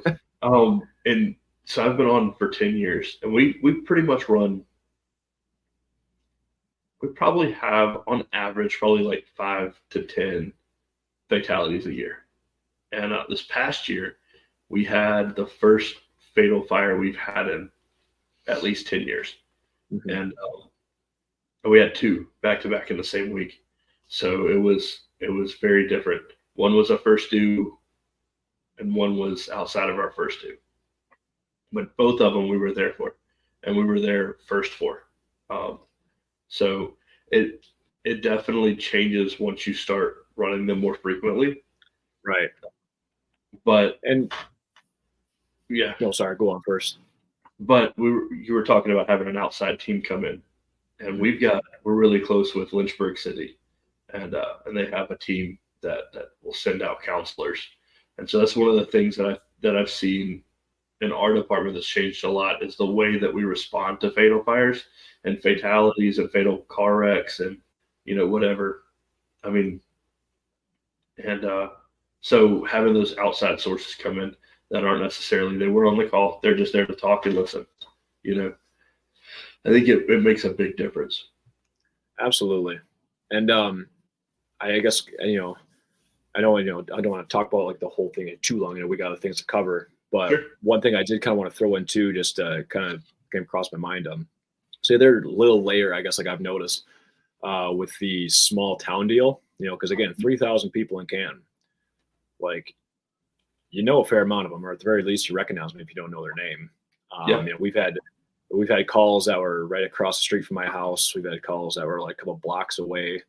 So it's like even if you don't know them, kind of a thing. And some of the things too, like when you start getting into some of those deaths and stuff like that, oftentimes, the people that show up, for the call, know the person.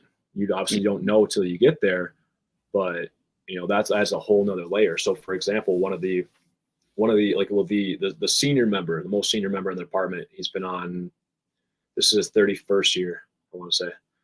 So he was telling me, we were talking a few months back or a month ago, something like that. And he was just kind of telling me too of the car wreck on the way north side of our territory. If it was like say on the other side of the street, Harrisburg would have gotten the call, but it was on the south side, so Canton got the call.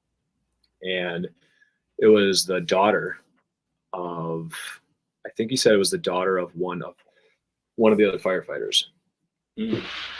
And so, I mean, I think it's been like a couple of decades, and he still, when he talks about it, he still weeps about it. Yeah. Because you can see her face. I mean, she passed away in the arms of someone that knew her. So there's some comfort to it, but then also too, it's just like, this is this extra layer of, I knew that person. I know that person. And I know in town too, the other year, I can't remember, I think it was last summer, maybe. Yeah, last summer. We had so like the daughter of the fire chief, she got into a car accident just over on the east side of town. And obviously you don't know that till you show up. And so, it was nothing bad or anything like that. It was a kind of slow moving, but she had like four of her members of her family around the department. So one of them was, there in the role of a firefighter, because he didn't know until he'd already gotten on the truck of, oh crap, this is my sister. But at that point he kind of knew everything was okay, because he got the update from, I think, mom.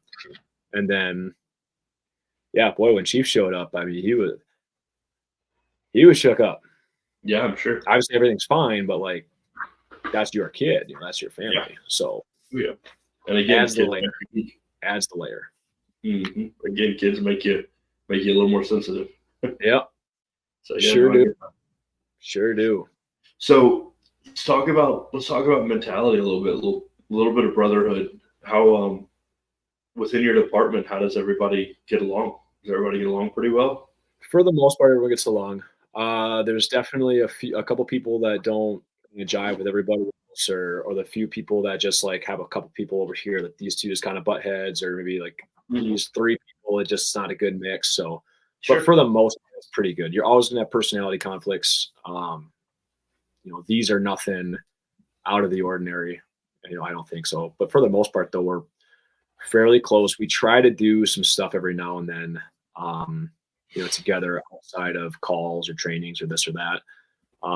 Like for example, on April 6th, we'll have our ladies party, which is basically we'll go pick a place. We just kind of go up there, get it organized ahead of time, which reminds me, there's actually a lot more organizing and crap I still have to do for that. That's going to be fun. I need to start that today. But, just kind of for that giving back to the significant others that put up with our BS throughout the year. But, we try to get together. From what I've kind of been told from some of the guys that have been there a while, it's maybe not as close as it once was. Mm-hmm. And I think there's a multitude of reasons for that. That said, for a lot of us there, though, especially like the ones that say went through the certified course together, or the ones that consistently make calls, you get to know them pretty well. So you do still develop this pretty close-knit bond. I mean, we kind of know each other's strengths and weaknesses. We tease each other relentlessly, especially Evan. So if he watches this, he'll laugh because he'll know. But you get real close. So two of the guys actually I joined with, they've kind of over the last 4 years, they've kind of become like, absolute brothers to me. Like, the one I call a dude's kid I call my nephew. So my daughter's growing up knowing, Uncle John and Uncle Dan. Mm-hmm. So it's kind of that whole thing too, is you can get real close. Oh yeah. It's you can definitely build a family out of it. Yeah. So that's good. Let's talk about some of the community outreach you guys do. You guys still do a lot of stuff together, like as a department within your community. That seems pretty cool. It's a very, you guys have a smaller community, so you can have a lot of community involvement. Absolutely. So one of the things you guys do that I had never heard of until I talked to you was these water fights. Talk about those. Yes. I love water fights. They're so fun, man. They're so fun. You can give me a couple pictures of it. Yeah. I know you got a couple pictures there. And then, So water fights, it's kind of like a reverse tug of war. So you've got three people on a team. And obviously instead of trying to, so you have like this, like on the line, you kind of maybe hook it up to a couple of trucks or like a big old beer keg. Mm-hmm. So, you get out the red cross lay, you get out the yellow cross lay. And then, so you got 3 guys on a team. You got the nozzle man, you got the number 2 guy, and then you've got kind of the, like the hose guy, Sure. basically third man. So nozzle guy obviously is picking up the nozzle, and you have to use the smooth bore. So we get like the smooth bore nozzles and stuff like that. And so again, be real careful. You do not drop the brass. Do not drop the brass. But you try to find the most level spot you can. You don't want to give an advantage, but there is always some kind of advantage. And then it's all about just, who can push the barrel over. So there's certain spots on either side that if you get the barrel pushed past that, you win, and even so, as long as, that you have like the center line right there. So as long as you have it past that, you can still win. But there is a lot more skill and technical work than you could ever think. There's a couple guys in the county that like, it's fun watching them because they are so freaking good. Like our chief is one of them. He is fun to watch on that nozzle because like he'll get the barrel like on purpose. So it's like spinning around like this, not just around, but I mean around the whole cable. Because usually when that happens, like I hate it. I hate that. You can't move it. You can barely hit it. That's just where he thrives though. And he'll get it to slowly move a couple inches each time. And it's just like, you son of a gun. I no one can beat that. Like, okay. But so your nozzle guy obviously just trying to keep it on. Your number 2, that's where I like to be, is kind of that number 2 position. Cause you're ideally you're kind of communicating, you're helping that nozzle guy keep on it. Cause especially if you're getting a lot of blowback, you can't always see. So the number 2 guy usually has a little bit better of an advantage of kind of what's going on. And also too, then obviously you're up there, you're holding the hose. You're trying to like make it as easy for that guy just to stand on his spot and do his thing. And then the guy way in the back, the third guy, he's just keeping that hose from kinking. You're moving up, he's shuffling around and stuff like that. And then if you're backing up, he's shuffling up as quick as he can just to try to keep it straight. Because if you lose water pressure, you're done. If you kink the hose, it's over. It's over. That's fun. It's so fun. Do you guys get a lot of people out to watch? Is that what it is? Yeah, we get a decent amount of people out to watch. It'd be nice to have more. Sure. I try to do like the Facebook lives and stuff like that. So when we're hosting, I usually don't get to participate much because oftentimes then I'm just on the camera trying to Facebook live and pretend to be a commentator, which I was told really sarcastically that I was good at it. So I know I'm not that good at it. Oh yeah, you're so good. Right. Oh yeah, exactly. That's pretty much exactly. We want you on the nozzle. But then, there's a couple other places in the county that'll host them. Like Hudson hosts one. They're south of us. Chancellor hosts a big one each year. That it just kind of stinks because it's the same weekend every year. So certain weekends just don't work each year because you already have those yearly obligations. So sometimes you can't go to them. But there's a few over in Iowa, and then there's always a big one at State School. So this last year, myself, Dan, who was number 1, I'm at 2, and then Evan was the one humping hose at number 3. So we took 4th place at state. I think there was like 20 some. I think there was like low 20s maybe for teams. We managed to get 4th, so that was pretty cool. And then like we won some of those. Like those are like a little streamlined lights. Those are sweet. Those are sweet. That's awesome. We really wanted 2nd place though, because then we could have gotten new helmets. They were nice ones too. Yeah. Yeah. Do you guys wear traditional style helmets? We have the rescue style. We're slowly starting to switch to traditional, and like anyone can, if they buy their own, they just fill out a little waiver saying that like if it fails that they can't sue the city or something like that. And then you can wear your own helmet too. So we have a little bit of a mix, but for the most part, it's been rescue. We're starting to switch over to traditional. Gotcha. Thank you. Just look better. That's what's up. What else do you guys do in the community? So for example, like in the winter, we get like a big snow. Like there's I think it was like 3 days, 2-3 day stretch. I think we hit like 15, 16, 17 inches of snow. So, you're on social media trying to like encourage people to, shovel off their, they like the 3-foot radius around their hydrants. if they have one.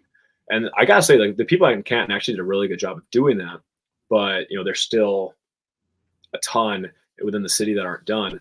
So then what we'll do is we'll get together and we'll have kind of like our own little like hydrant party where basically we just split up into crews and then we go throughout the city and just clear off all of the hydrants and stuff just to make sure that there's no snow around them and stuff like that. Easy if someone wants to clean them off again later on if it snows again. In the summer, the past couple summers, we haven't had a pool in town. We're finally going to get one completed this summer, and I'm so excited. Cool. It's gonna be awesome. My kid's gonna love it. But so we would host like hydrant parties. So we would just tag a hydrant, flow the water down. We'd have like a sprinkler. We'd get some evolutions. Which do you guys know what evolutions are? No, not right off the top of my head. So basically, unless you're talking about just like scenario evolutions. No. So it's just like you basically like set up and like so the kids, and there's also like adult evolutions sometimes in the summer too, kind of like the water fights. Whereas basically you gotta like run down, get the hose, run back. You got to hook it up, and then they have to like run back down with the hose, and then they have to shoot down a target, and then they have to like run back. So it's just kind of like a relay, more or less. So we'll have them do that, and there's just been a few other things that as long as we have the people for it, we can do more. But we'd have like these little parties sometimes for the kids in town. Try to get that word out, and then in the fall we pick I think it's a Tuesday and Wednesday.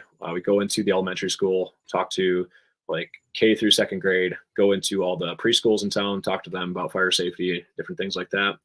And then that Saturday then we'll have like a big open house where we'll make burgers and hot dogs and stuff like that for anyone in the community that comes by, give out rides in the fire truck, different things like that. So I think there's more. I just can't remember it right now. But even just like going into people's homes if they want, having to fill out a quick grant, and then we can put smoke alarms in and stuff like that. So that's awesome. Yeah, try to help out where you can. You guys get a lot of snow, right? It depends on the year. We can get a lot of snow, and then there's also the years where you get like next to nothing. So it just depends. What's next to nothing for you? Next to nothing throughout an entire year would be like if we only have like 10 inches of snow throughout the whole year. That's next to nothing. that's nothing, man.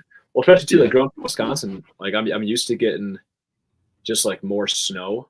So like I remember there'd be like like in the parking lot next to where I grew up, when they would clear that off, you'd have snow piled 3, if you're really lucky, 4 feet high. And then if you're like this little like 3.5 foot little snot, man, you can build some really cool really cool like tunnels and stuff through there until you get stuck. That's rough. You get stuck. I've been stuck before. That's horrible. So next to nothing for you guys is a heavy winter for us. Yeah. A heavy winter. Well, I mean, like for you guys, like how many inches of snow do you get before they call off school? A quarter of an inch. Half an inch. If it's calling for snow, they're calling school off. Man, I'm driving to if we get 10 inches, I'm driving to work. Yeah. No, if we get 10 inches, the stores are shut down. Like nobody's leaving their house for 10 days. Really? Wow. Yeah. That's hilarious. Fair enough. If they're calling for an inch and a half, the stores sell out of bread and milk instantly. I don't know why it's bread and milk, but it's bread and milk. And if it calls for snow, the stores, I mean, God forbid the kid needs milk, because you go to the store and it's empty. Yeah. Oh man. Oh yeah. It's so much different. Good. It's crazy. Well, I mean, you guys also don't have the infrastructure either to like, take care of a lot of that. And, with you being a little bit warmer, if you do get that snow, odds are it's going to melt quick and it's going to get real icy. So, I mean, I get there's additional problems that kind of come from that too. Whereas for us, if we get that snow, it's already frozen. It doesn't matter. Mm-hmm. I ain't melting for a minute. Yeah. Yeah. Our VDOT does a great job. We'll just say that. There you go. Sarcastically. Kind of like the sarcasticness that you get when you're supposed to be on the nozzle. Yeah. Yep. Absolutely. I get it. So cool. Let's see. What's next on the agenda? Let's talk about. I lost everything. I'm sorry. You're good. Everything went away. I was messing around with pictures. Let's get into. All right, so we talked a little bit about community outreach, going into schools, talking to kids. Let's talk about some training. How do you guys operate as far as training goes? Well, first off, how often do you guys meet? So our meetings are on the first and third Monday of every month. Okay. The first Monday is just meeting, and then the second meeting is meeting and then training. Gotcha. So at least once a month we offer some kind of training in that respect. That'd be a bare minimum. That would be a pretty limited month. Gotcha. More often than not, we're going to have more. So our requirement is to have at least 24 hours of training a year, which again, that's just 2 a month. So if you make that second meeting every single month, you've got your training hours in, you're good to go. Gotcha. And then throughout the year, we offer other trainings as well. So we try, as long as it's like nice, we try to do controlled burns and stuff like that throughout the year, whether it's like the CRP land, other kind of wildland burns. We'll burn barns, we burn homes, kind of whatever people need done, which is really awesome. Especially if someone comes up with a home for you to burn, more often than not, you're going to get to do some kind of training in there. So you can do your search and rescue, you can do your RIT training, you can do hose advancement if you really want. There's just so many different things that you can do with that. And then the controlled burn can kind of become a training in all of its own as well. And it's kind of fun too sometimes when you watch those controlled burns, because you can get a lot of the fire behavior. Even if you're not in a hose, you can sit down with like a green hat and say, hey, like we did a barn this winter, grabbed one of the green hats, brought him over and kind of said, hey, see how we have that mow open up? Yeah. So you look up in the hay mow, okay, what do you see? Kind of started walking through, and okay, now you see the smoke coming down. Okay, now you see like those little glints in the smoke. It gets about ready to flash over. And okay, now we got to get out of here because it's about to get real hot for like 100. That was a hot barn. That was. Yeah. I was trying to even Facebook Live, and I was really, really far away, and my phone got really hot to the touch. Like I had to put it down for a while. So there's different things like that. We'll do trainings through the department. Sometimes chief might call together and say, hey, we got to do like a pump training. We need to get more people on the pump, and which absolutely we do. Or so he'll maybe schedule that for like a Wednesday or something like that, or a Saturday. We'll do that for 4 or 5 hours. Or tagging hydrants. We practice that at least once, if not twice a year. We beat the heck out of that for a while. And then like right now we got our certified course going on. So every Tuesday and Thursday, you're guaranteed to get between like 2 and 4 hours of training just from attending those classes, getting refreshers and stuff like that if you want. Sure. And then like on their hot days, like the hands-on training days, generally Saturdays, like one Saturday a month or something. Again, you're more than welcome to come there and help out, and you get to do a lot of the stuff then again. So it's just kind of this consistent refresher. I think like last year too, like I did emergency medical responder course. A couple of us did. Just not that we run medical, but it's nice to have a few people with some at least minor training on staff in case something happens to one of us or whatever. Yeah. I think last year I ended with, oh goodness, it was like close to like 115 hours of training or something like that. And so it's way over the 24. It's generally pretty easy to get. Even on a light year for me, it was like 30, 40 hours. So. Got you. So what does your turnout look like if you guys are hosting a training? Let's say you guys are burning a barn and you're going to do some training on that. Like, what's your turnout look like? You've got, you've got like 20 plus members. You having all of them show up, or all of them showing up for these monthly trainings and stuff like that? Or what's that look like? No, definitely not. Definitely not everybody. Like I said, you've kind of got like, anywhere between like that, maybe 10 and 14 that are real consistent with calls, meetings, and trainings. Depending on, and some of it too depends on what the training is, but also when it is. So if you have, if you're having the trainings like every single Saturday, you might get for a few of those Saturdays, you might get 8, 10, if you're lucky, 12 show up. But especially though, by the end, you're going to maybe have like 4, 5 show up because again, if people have work, if they've got family obligations, if they got stuff they got to do with the kids, if they got to still do some things for themselves, if they got like a side gig or whatever, sometimes it gets hard to consistently do that. So, and if it's like a last minute thing, if you plan it a week in advance, you're probably going to have more people that are able to keep that day open versus if you plan something like 2 days in advance. If there's a training that pops up with 2 days to spare. Oh yeah. You might have 8 people show up, but you also might have 3. So Gotcha. you just don't know. Gotcha. How does training in your mind play a part in like the culture of your department? How does training play a part in that? It's huge. So I look at it this way too. Training is another opportunity for me to show my people that I'm capable and that I can do this thing. It's also an opportunity now for me to get to know them, their strengths, their weaknesses, what they can do, what they can't do, what they want to do, what they don't want to do. Because if I'm going to go into a house with somebody, God forbid I got to follow them down a hallway or something, I want to know this person. I want to know who they are, but more importantly, I want to know who they are in training. Are they going to help me? Are they going to hinder me? Are they going to protect me? Are they going to hurt me? Is this, and also then how do I work with them? Because how I work with one guy is going to be different than I'm going to work with this guy, just because of personalities and how they do things, or how I do things. Sure. So trainings are important. Just to that's your, it's kind of like in a way, it's like a job interview every time. It's feeling each other out, figuring it out. And it's good too, because if you don't go to trainings, or if you train on one thing, say once a year, well, 8 months later, when you get into a structure fire or a spot where you need that training, if it's been that long, or if you missed that training in particular, well, how are you going to do the job? Because I remember one fire in particular north of town.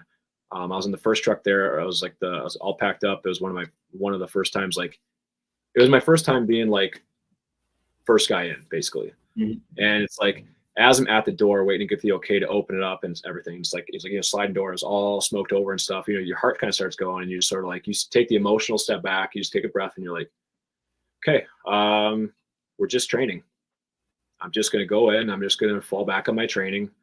We've done a lot with a very similar situation to this. So I'm like, I know what I'm doing. I know I can do this. I trust the guy I'm going in with, and we've got some work done. So it's a lot easier to be cool, calm, and collective if you know what you're doing. Yeah, that's good. That's good. I'm a big proponent of training multiple times a month. Right now, our department does a guaranteed training night a month. Right, we do it on the third Monday of every month. So we meet every Monday. The first Monday is a board meeting. Second Monday is a business meeting. Third Monday is a work detail, and the fourth Monday is always training.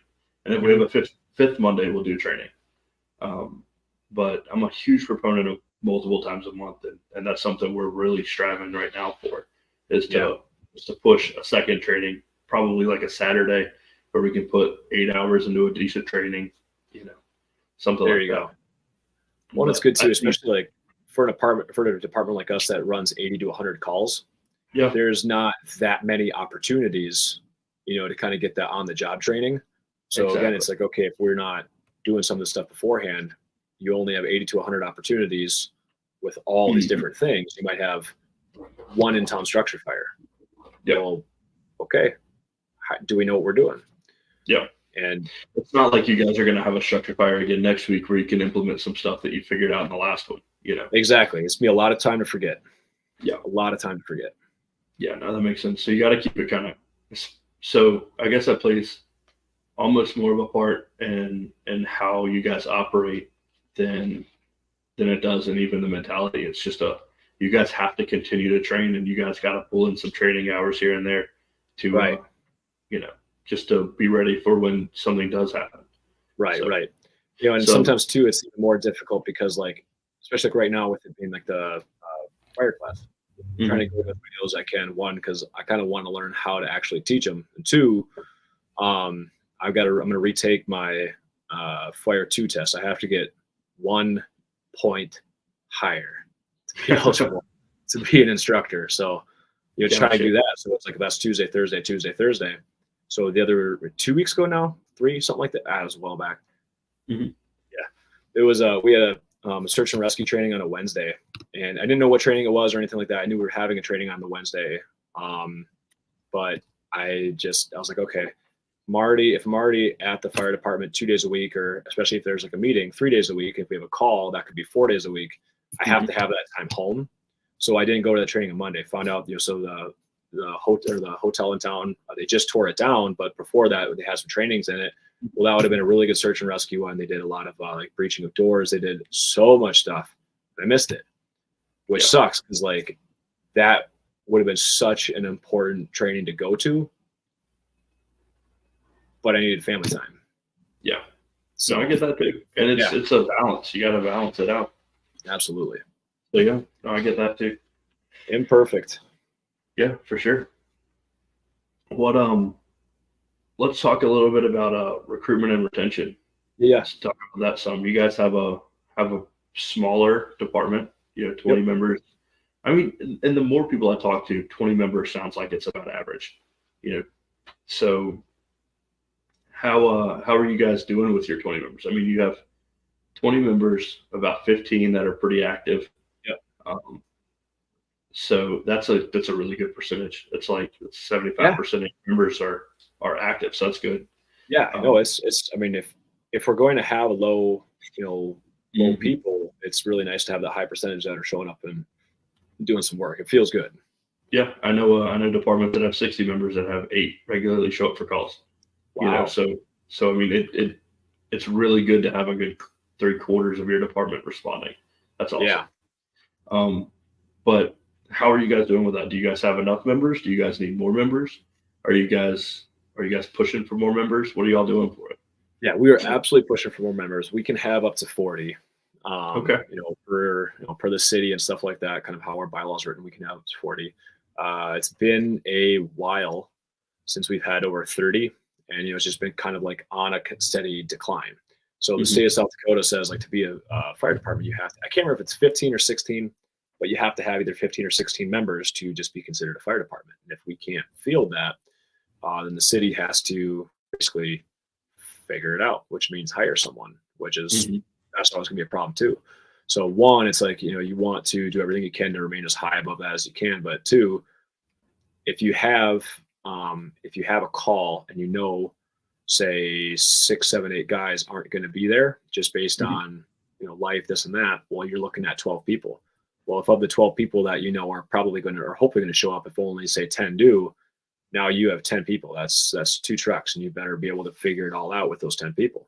If it's during the day, like we said, it's less. So if we can even find people that are like, there's one guy in the department where he lives north of Sioux Falls, but he works down here.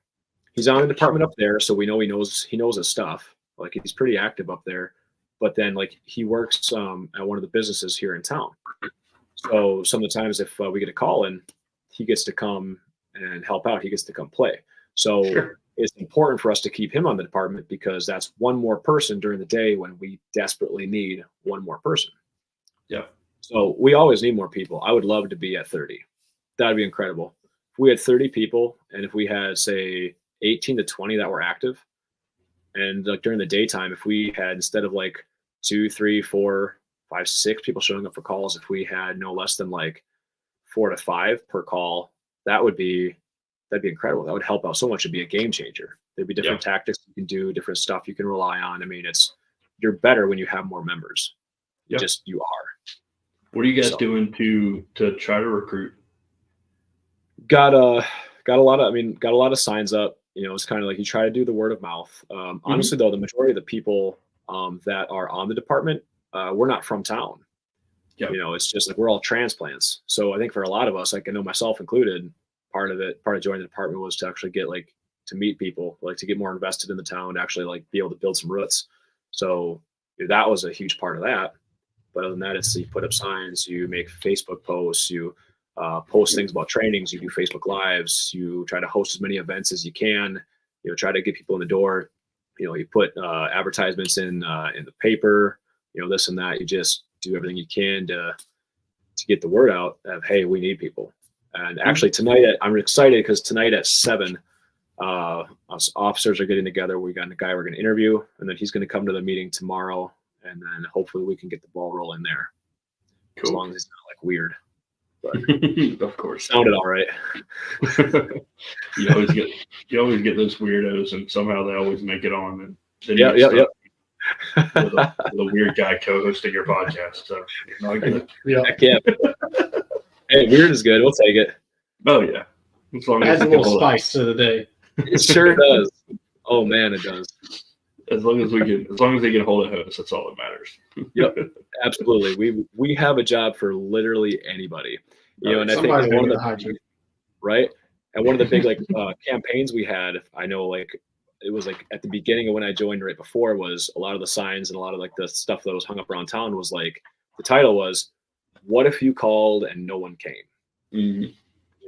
Because I was already on the decline. It was just if it gets to a certain point, it gets scary. So yeah, we need people. Yeah.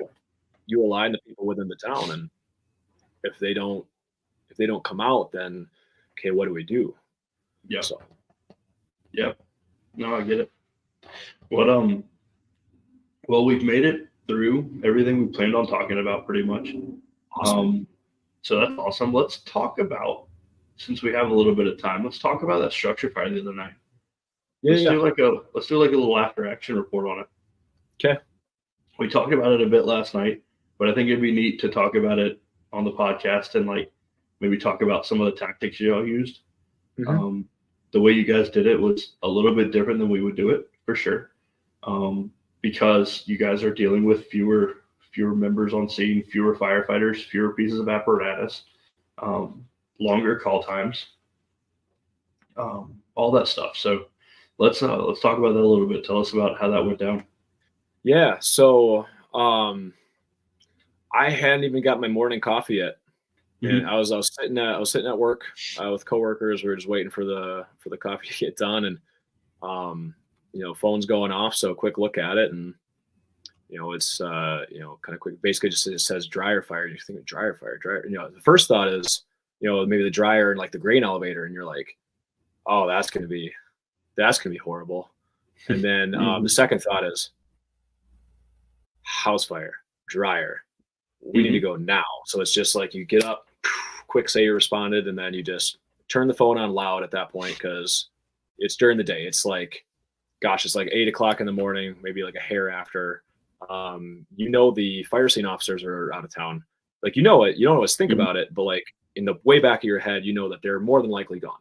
There might be one, sometimes the chief, sometimes he works around, sometimes he's an electrician. So sometimes he's around and he can leave work and swing in. Sometimes our F3, he's self-employed, he's installs floors. So sometimes he's close enough that he can run in. It just kind of depends. So it's kind of that quick get down to the station. As I'm pulling up, I get a call from the chief. So hopping out of the truck, throw the phone on. He goes, "Is it really that big?" And I'm like, "What? What do you mean? Is it really that big?" And he's just he's like, "Is the fire? Is it really that big? I'm hearing it's big." And I'm like, way more than me at this point. I just got here, man. I got my feet in my boots. I gotta get this on and get strapped up. He goes, kind of basically just well, it's, hey, if you can get here, we'll probably need you. If not, yeah, get it. But yeah, if you can pop down, that'd be real cool. Sure. And then I'm up, throwing this on. I can hear, on the radio starting to come in and stuff, and they're paging out where are they in Harrisburg, and they're getting all that stuff to go, and so throw my gear on, hop up into the back, and one of the guys he's getting the pack on and stuff, and he looks at me and he goes, hey, he's like, we need you up in the captain's seat. Dan was already driving. So it's kind of okay, sweet, hop up in there, and we get a few people in. We call it in. We get the thing blown up. Okay, so we know where it is, and okay, well, here's the hydrant. So as we're going, okay, this is what we're doing. Boom, boom, boom, boom, boom. We're gonna tag the hydrant as we're coming in because it's right on the L, coming in to the court there. So you mind if I show this on the map? Yeah, I think so. Okay. Yeah, we're good with that. Yeah. Let's see. Stop screen. Share screen. Google Maps. There we go. So basically, you guys are on this little road right here, right? Yep. On Hickory. And, it's in a trailer park. Yep. Right. As we know, right. Trailers are made up. Yeah, go ahead. Oh no, continue. Do that first. So trailers are made out of cheaper materials that burn faster, right? Yep. So when we know that something's in a trailer park, one of the first things we think about is that thing's going to be up pretty quick. Yeah. It's going to be going pretty quick, and by the time we get there, it's probably going to be rocking. Yeah, no time. So that's something to think of keep in the back of your mind, right? Yep. Because if by the time someone calls in a fire in the trailer, it's already too late. Straight up. We actually had a really good response. It was not that long, single digits. I don't remember exactly how many minutes, but obviously you're not really paying attention to that. You're just trying to get ready. But it was a fast response. We had 6 guys, and so we had a full truck. So for it being 8 a.m, like work hours, that was such a blessing, because there have been times where there's 4 guys, you look at each other and say, okay. Yeah. So the fact that we had 6 was amazing. So yeah, that's good. The first truck in was 6 in the middle of the day. Yeah. So right there on that corner is where we tagged the hydrant, and just pull up to the house. And so you get 2 guys, they grab the cross lays there, and so you've got the trucks obviously on the Alpha side. So on the Bravo side there, closest to the truck is where the main entrance was, and then on the Delta side, way in the back, that's where the back entrance was. But so we had 2 hoses, one on the Bravo side, and then the other one, because we couldn't get in the back door, which again, that would have been like the exhaust ending. We don't want to be there, kind of in on that, spraying on that Charlie side, just getting in, and you roll up, and smoke's already pouring out of it. You can see the glow, windows are getting popped and all that kind of a thing, and so it's it's one of those things where already too late. But the big thing, everyone was out, no one was in there, no one was hurt. There were no, pets or anything like that.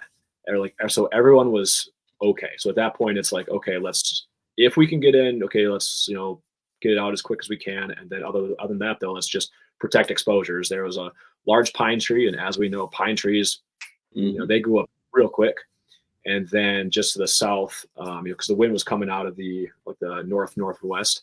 So right there on the south, then, you got to keep that house safe too. Because if embers go over, the last thing you want now is for that second exposure to catch on fire. So it's like, all right, let's see if we can get this thing taken care of as quick as we can. So exactly. Yeah.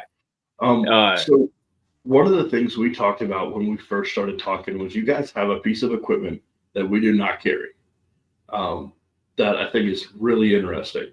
And I think for a more rural department, it suits you guys very well.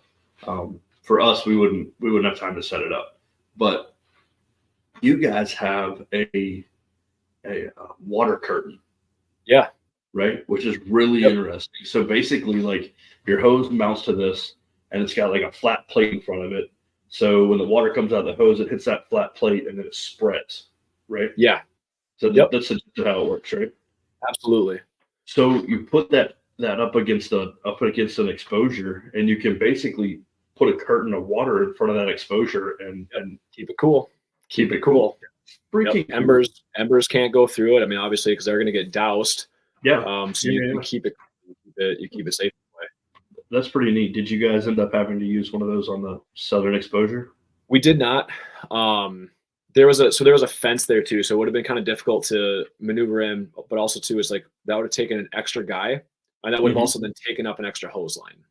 So we needed to monitor that. No, once you get it set up, you can kind of leave her be, which is really nice then, because then, like, again, if you have something like the more limited people, if you have like the resources though, if you have like an extra truck or something, you can run a water wall here, you can run a water wall here, and then okay, well now we don't have to monitor this as much. Now we can focus our hoses more of actually where we need to be instead of trying to protect these additional exposures, which is really nice when you have that limited manpower. but we did Yeah. not need to use one on this one, which was awesome. Yeah. Pretty thankful for that. So you show up, you drop off a guy at the hydrant, right? Yep. He catches the plug or Yep. tags the hydrant, whatever you guys call it.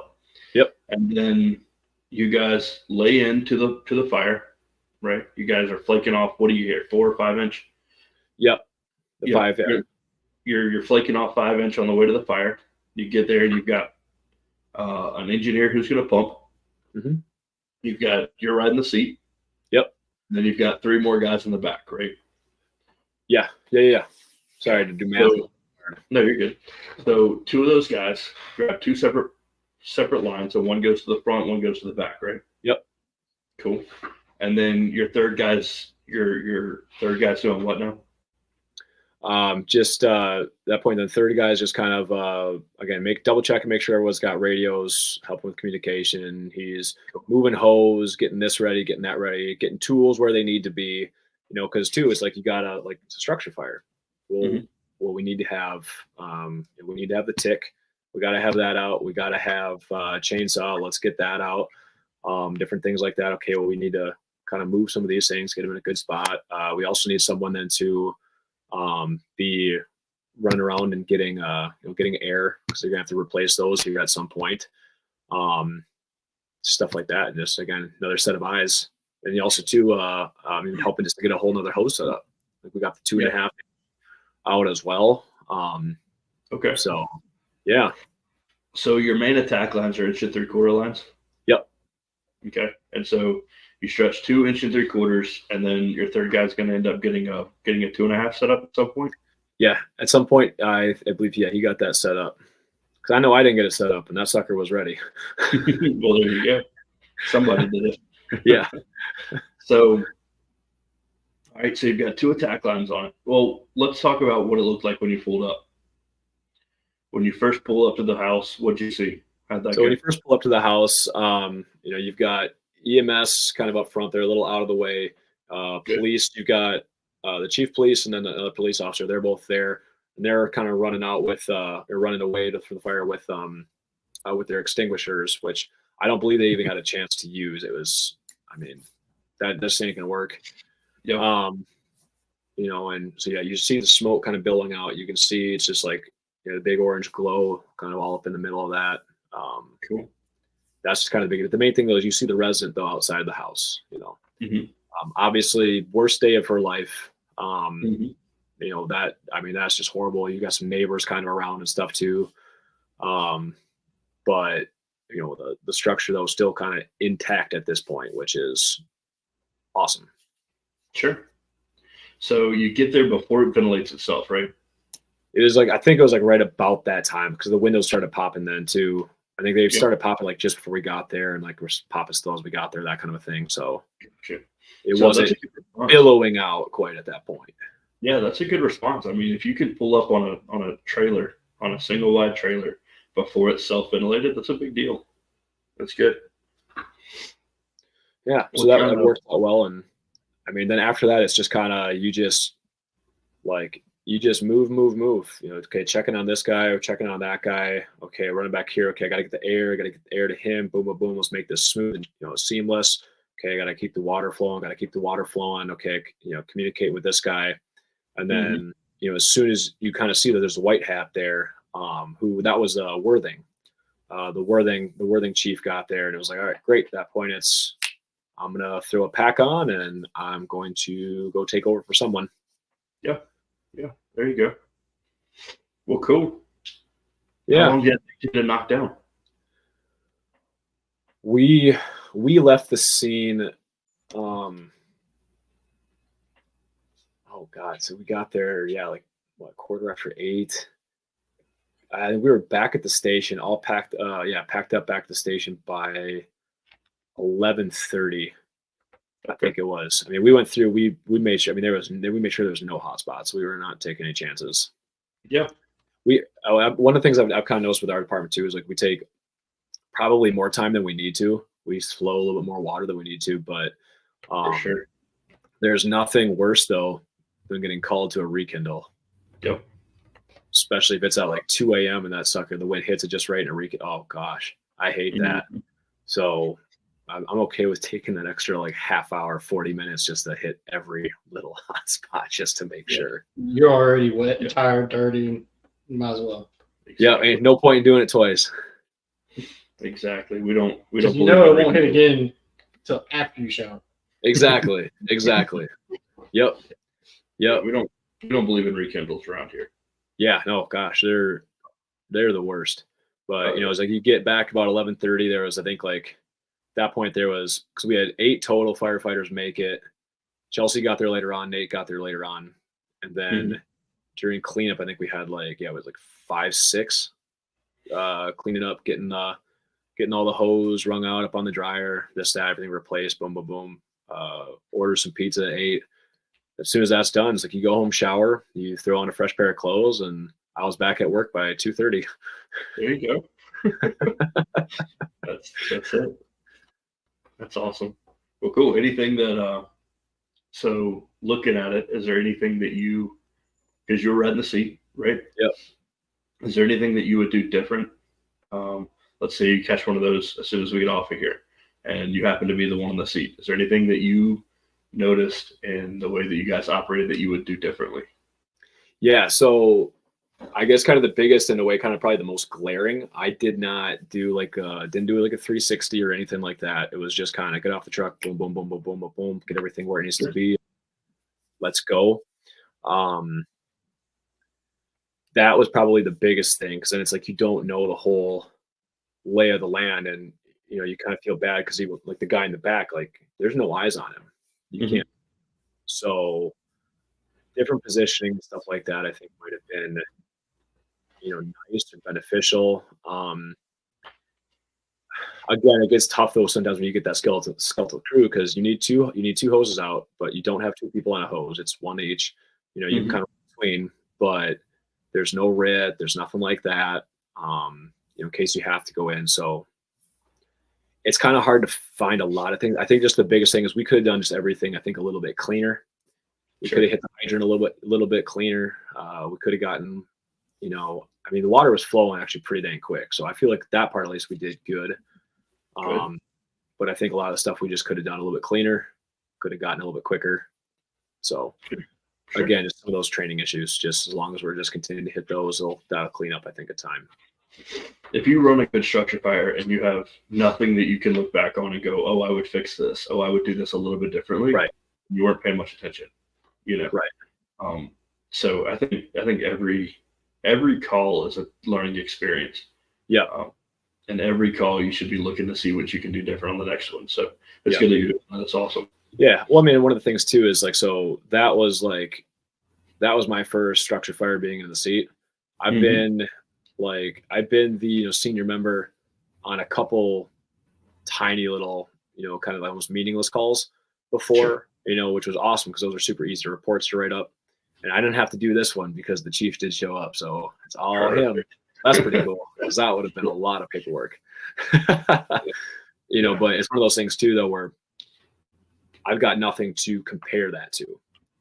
So that's its own kind of thing. So I know one thing I maybe like to do at some point is I'd like to sit down with the chief and just kind of say, rip it apart from where you're standing. Rip it apart. Tell me what you think. And then I'm just going to start asking questions, and we'll kind of figure it out. Because, circling back to the stuff at the beginning of how do you hand down the knowledge, it's just that communication. I know he's good about it. If I ask him for help, he's a great dude. He's absolutely going to sit down. He's going to walk me through everything. And he's got a way, his memory is awesome when it comes to stuff like that. He can remember every little piece, every little thing he's been told, all that kind of stuff. So much better than I can too. So he's going to have a lot more of those insights. And then again, from there, the more I know, well, if I'm ever in that position again, I'm going to have an experience now I can actually draw off of, and it's probably going to go a lot more smooth. Exactly. Yeah, no, that's good. It's good that you have people too that you can break things down with like that. Yeah, absolutely. Those tabletop discussions are very important. Those round tables after the fact. Yep. Super important, especially when you can have those with more experienced people. Yeah, definitely. That's awesome. Well, cool. Yeah. Anything else you want to hit on before we wrap this up? I guess just real quick, if I got like a quick minute for a soapbox, my biggest thing, dude, is self-care. Obviously, being a mental health and addiction counselor, it's so important to make yourself a priority throughout all this kind of stuff. So obviously, so being firefighters, whether we sign up for it or not, we are going to see things that we never didn't really want to see, didn't need to see. We're going to be a part of things that maybe we didn't really want to be a part of, or we, this, that. It's part of the job, it's part of the nature of the thing. There's going to be these additional stressors, and some of us are going to move through them well, and some of us aren't. And you never know what you're going to move through well, and you never know what you're going to struggle with until you're there. And it's kind of one of those things where you're human. It's okay. So people always talk about the post-traumatic stress disorder. It's not, you could throw out disorder, you could throw that word out there all you want. It's post-traumatic stress. There's this stressor. It is there. This thing has happened, and it sticks with you. Not necessarily like in a disorder way, because if you think about it, it is the brain's and the body's normal response for an abnormal situation. It is a normal response for an abnormal situation. People do not go through those things on a regular basis. Most people die without ever having something that traumatic stick with them. And most people take care of themselves poorly.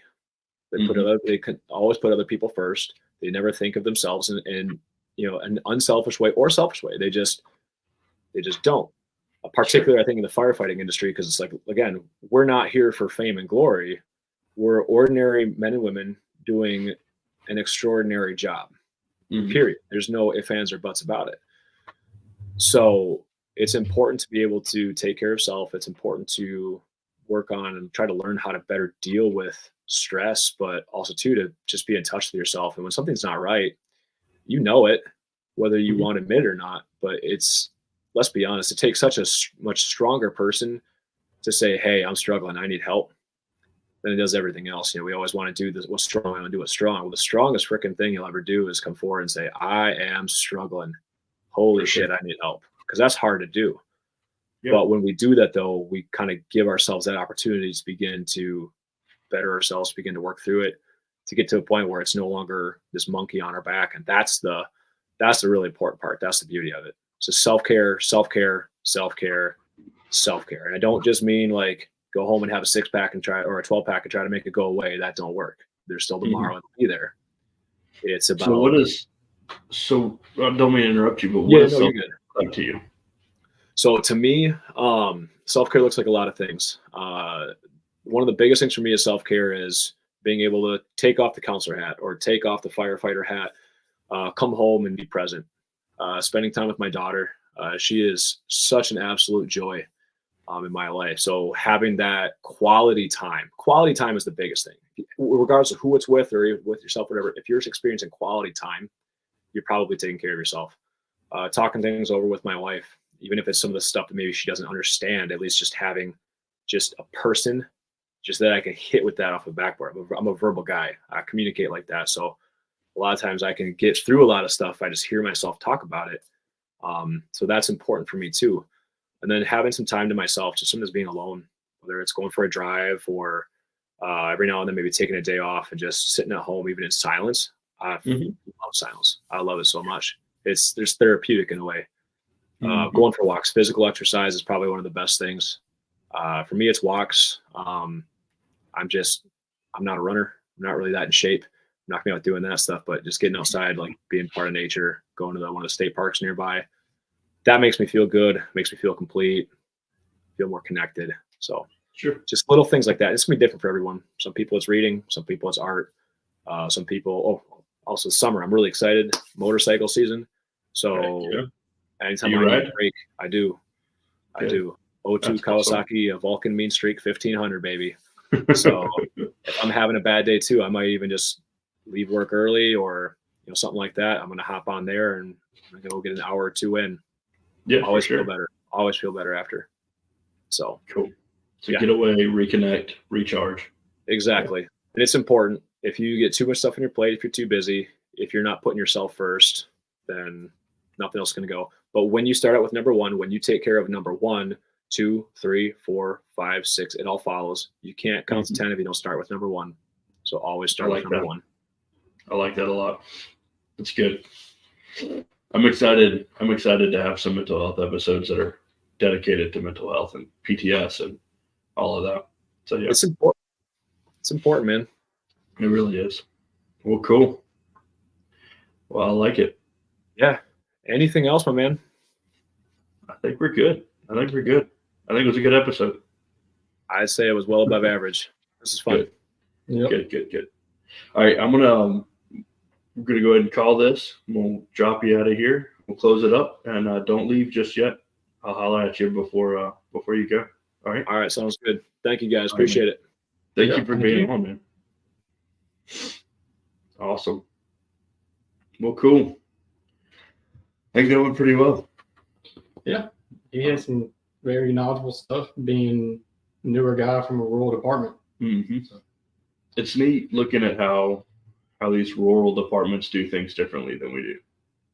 We only see one side of it. We see the fast pace. We see the higher call volumes and the more intense stuff a little more frequently. So when we can talk to those that are learning to deal with the same kind of issues that we have as a department, and yet they don't run as much. They don't have as many members, and they don't have quite the resources. It's neat to see how they adapt and overcome certain situations. So it's neat.